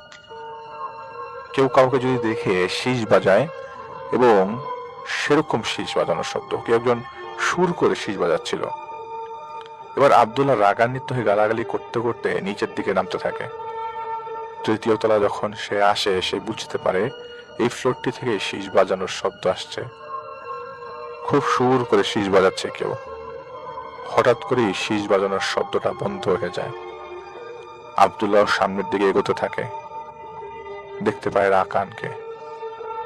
রাকান শরীরের জামা খুলে নিচে বিছিয়ে আসনের মতো বসে চোখ বন্ধ করে আছে। এক ধ্যান মগ্ন হয়ে সে কি কি যেন বিড়বিড় করে বলছিল। এটা দেখে আব্দুল্লাহ রাগ বেড়ে যায়। রাকানকে গালি দিয়ে বলছে, এমন কেন করছো? রাকানের কোনো পাত্তাই নেই। রাকান আগের মতোই ধ্যান মগ্ন হয়ে বিড়বিড় করে কি যেন বলছে। আব্দুল্লাহ রাগ আর সামলাতে না পেরে রাকানের বুক বরাবর একটা লাথি দেয়, যার কারণে রাকান উল্টো হয়ে পড়ে যায়। রাকান সেই অবস্থা থেকেই উঠে আব্দুল্লাহর দিকে পিঠ ঘুরিয়ে আবারও ধ্যানমগ্ন হয়ে বসে বিড়বিড় করতে থাকে। চোখ যে বন্ধ, তার এক ফোঁটা নড়ে ওঠার নাম নেই। এবার আব্দুল্লাহ ভয় পেয়ে যায়, কারণ ঘটনার অবস্থা গতকাল থেকেই শুরু। রাকান হারিয়ে যাওয়া, ভেতরে ঢুকে কথা না বলা, বাসায় না যাওয়া, এখানে সেই অবস্থায় পাওয়া এবং হার্টবিট তো বেড়ে যাবার কথা। আব্দুল্লাহ সেখানে দাঁড়িয়ে হামিদকে ফোন করে, কিন্তু হামিদের ফোন বন্ধ। হাম্মাদকে ফোন করে, কিন্তু তার ফোনও বন্ধ। আব্দুল্লাহ এখন কি করবে বুঝতে পারছিল না। আব্দুল্লাহ রাকানকে ঝাঁকাচ্ছে, ওঠানোর চেষ্টা করছে, কোনোভাবেই পারছে না। রাকান যেন একটা পাথর। হঠাৎ আব্দুল্লাহর ঘাড় বরাবর একটা ঢিল এসে লাগে। আব্দুল্লাহ পেছনে ঘুরতে দেখে হাম্মাদ দৌড় দিয়ে নিচে চলে গেল। এইটা দেখে আব্দুল্লাহর বুঝতে আর বাকি রইল না যে তারা সবাই মিলে তার সাথে মজা করছে। এবার ও রেগে যায়, আব্দুল্লাহ রেগে যায় এবং এক গাদা থুথু রাকানের মুখে মেরে দৌড় দেয় হাম্মাদকে ধরতে। আব্দুল্লাহ জুতা খুলে নেয় যাতে তার চলাফেরা বা দৌড় দেওয়ার শব্দ অন্যরা শুনতে না পারে। আব্দুল্লাহ দুই তলায় এসে দেখে হাম্মাদ আর হামিদ ধস্তাধস্তি করছে। এরপর আব্দুল্লাহর সামনে যায় ওদের ছাড়ানোর জন্য। আর এই ধস্তাধস্তির এক পর্যায়ে কোনোভাবে একটা চর আব্দুল্লাহর গালে লাগে। আব্দুল্লাহ রাগ করে দুজনকে ধাক্কা দেয়। ধাক্কা দেওয়ার সাথে সাথেই হামিদ আব্দুল্লাহর পেটে একটা ঘুষি দেয়। সেই মুহূর্তে আব্দুল্লাহ ঘুষির যন্ত্রণায় পেট ধরে নিচে শুয়ে পড়ে, মুখ দিয়ে বমি করে দেয়। আব্দুল্লাহর ভাষ্যমতে সে কিছু সময় হয়তো অজ্ঞান অবস্থায় ছিল। চোখ খুলতেই হালকা আলোতে দেখে কেউ শুয়ে আছে তার উপরে, কেউ বসে কিছু একটা করছে। ব্যথা পেটে উঠে বসতেই দেখে হাম্মাদ হামিদের উপর বসে কিছু দিয়ে বুকের মাঝ বরাবর কাটার চেষ্টা করছে। তখন হাম্মাদ কাতরাচ্ছিল আর শরীর ঠোঁট কাঁপছিল। আঘাত করতে করতে মাথা ঝাঁকাতে হাম্মাদ আব্দুল্লাহর দিকে তাকায় আর বিচ্ছি একটা হাসি দেয়, যেখানে হাম্মাদের সামনে দাঁতের কোনো অংশ দেখা যাচ্ছে না। হাম্মাদ মাথা পিছিয়ে ঝাঁকি দিয়ে নেয়। পলকেই হাম্মাদ তার মাথা দিয়ে শুয়ে থাকা হামিদের বুকের মাঝ বরাবর আঘাত করতে থাকে। যত আঘাত করে তত কট করে শব্দ হয়ে ওঠে, হামিদের বুকের হাড় ভাঙার শব্দ। আব্দুল এসব দেখার জন্য কোনোভাবেই রেডি ছিল না। সে নড়তে পারছিল না, শরীর ভারী হয়ে গেছে, মাথা কাজ করছে না। এবং আব্দুল্লাহ দেখে হাম্মাদ হামিদের বুকের মাঝের অংশে কাটার চেষ্টা করছে, সেই অংশে মুখ দিয়ে কিছু চুষে খাবার চেষ্টা করছে। সামনের দাঁত না থাকায় মাড়ির দাঁত দিয়ে সেগুলো খাওয়ার চেষ্টা করছে। এসব সইতে না পেরে আব্দুল্লাহ একটা চিৎকার দিয়ে শরীরের সব শক্তি দিয়ে দৌড় দেয়। দৌড় দেওয়ার সময় তার পেছন থেকে কিছুর সাথে তার বাড়ি লাগে, যার আঘাতে আব্দুল্লাহ ব্যথায় কাতরাতে থাকে। আব্দুল্লাহ সেই অবস্থাতেই হামাগুড়ি দিয়ে পালানোর চেষ্টা করে। দেখে একটা মোটা দড়ি তার সামনে হাওয়ায় ভাসছে, যেটা বারবার মাটিতে আঘাত করছিল। এটা দেখে আব্দুল্লাহ এত দেরিতে বোধ হয় যে এসব কিছু স্বাভাবিক না। তার এবার এই বাড়িটি ভুতুরে সেই কথাটা মনে পড়ে যায়। আব্দুল্লাহ দোয়া দুরুদ পড়ার চেষ্টা করে, পালাবার সময় তার পেছনে শুধু একটা বাড়ি দেওয়ার শব্দ আসে। আব্দুল্লাহ বের হবার রাস্তা খুঁজে পাচ্ছিল না। কি করবে না করবে বুঝতে না পেরে দ্বিতীয় তলা থেকেই নিচে লাফ দেয়। পায়ে ও বুকে বেশ ব্যথা পায়। তারপরেও সে হামাগুড়ি দিয়ে দেয়াল পর্যন্ত যায়। তার উঠে দাঁড়াবার মতো শক্তি ছিল না। আব্দুল্লাহ দেয়ালেই হেলান দিয়ে বসে বাড়িটির দিকে তাকিয়ে থাকে, আর ব্যথার যন্ত্রণায় মনে আর তখন ভয় কাজ করছিল না। অন্যদিকে হাম্মাদের ভাষ্য মতে পরিকল্পনা অনুযায়ী আব্দুল্লাহ নিচের তলা দেখবে, হাম্মাদ আর হামিদ উপরের তলা দেখবে। যথাযথভাবে তারা দ্বিতীয় তলায় আসে, এদিক সেদিক খুঁজতে থাকে, দেখে কিছুই নেই। তৃতীয় তলায় এসে এদিক সেদিক দেখে কিছুই নেই। চতুর্থ তলায় এসে হাম্মাদ হামিদকে বলছিল, তুমি এখানে দাঁড়াও, আমি সামনে দেখে আসি। এই কথা বলে হামিদ সামনের দিকে দেখতে যায়। কিছুটা সামনে যেতেই দেখেই হামিদ তার মোবাইল ফ্ল্যাশ বন্ধ করে দেয়। হাম্মাদ প্রথমে বিষয়টা স্বাভাবিকভাবে নিচ্ছিল। কিছু সময় হয়ে যায়, হামিদের আর কোনো খবর নেই। হাম্মাদ ডাকাডাকি করে, কিছুটা সামনে যায় দেখার জন্য। সে সেখানে কারো অস্তিত্বই টের পায় না। হাম্মাদ বলে, এই মাত্র না হামিদ ঢুকলো ভিতরে। অবাক হয়ে যায়। হাম্মাদ ফিরে আসবে সে সময় তার কাছে মনে হলো তার পেছনে কেউ দাঁড়িয়ে আছে। হাম্মাদ তখন একটু হাসি দিয়ে বলে, হামিদ, এখন মজা করার সময় না, বের হয়ে আসো। একথা বলে হাম্মাদ আবারও সেদিক দিকে তাকিয়ে দেখতে থাকে। হাম্মাদ এবার বেশ বিরক্ত হয়ে যায়, আর হাম্মাদ এবার আব্দুল্লাহ আর হামিদকে ডাকতে থাকে, কিন্তু কারো কোনো সাড়া নেই। হঠাৎ হাম্মাদ নিচ থেকে দৌড়ানোর শব্দ পায়। হামাদ হঠাৎ তার কানে ফিস ফিস করে শব্দ শুনতে পায়, রাকানকে পাওয়া গেছে ছাদের উপর। হাম্মাদ এই কথা শুনে পেছনে ঘুরতে না ঘুরতেই অনেক দ্রুত দৌড় দিয়ে চলে যায়। হাম্মাদ এবার আরো বেশি রাগান্বিত হয়। এক দৌড় দিয়ে 4 তলার ছাদে যায়। এদিক সেদিক দেখার পর হাম্মাদ ছাদের শেষ প্রান্তে রাকানকে দেখতে পায়। সে একটি কোণায় এক পায়ে দাঁড়িয়ে আছে, আরেকটি পা সামনে উঁচু করে রেখেছে। 2 হাত মাথার পেছনে দিয়ে দাঁড়িয়ে আছে। হামাদ সামনে গিয়ে প্রথমে মুখে ফ্ল্যাশ ধরে, দেখে রাকানের চোখ বন্ধ, চোখের পাতা একটু নীল বর্ণ, শরীরের রগগুলা কেমন স্পষ্ট পরিস্ফুট, মুখ সাদা ফ্যাকাশে, কালো ঠোঁট, গলার রগগুলো স্পষ্ট ভিজিবল। এটা দেখে হাম্মাদ কিছুটা ভয় পেয়ে যায়।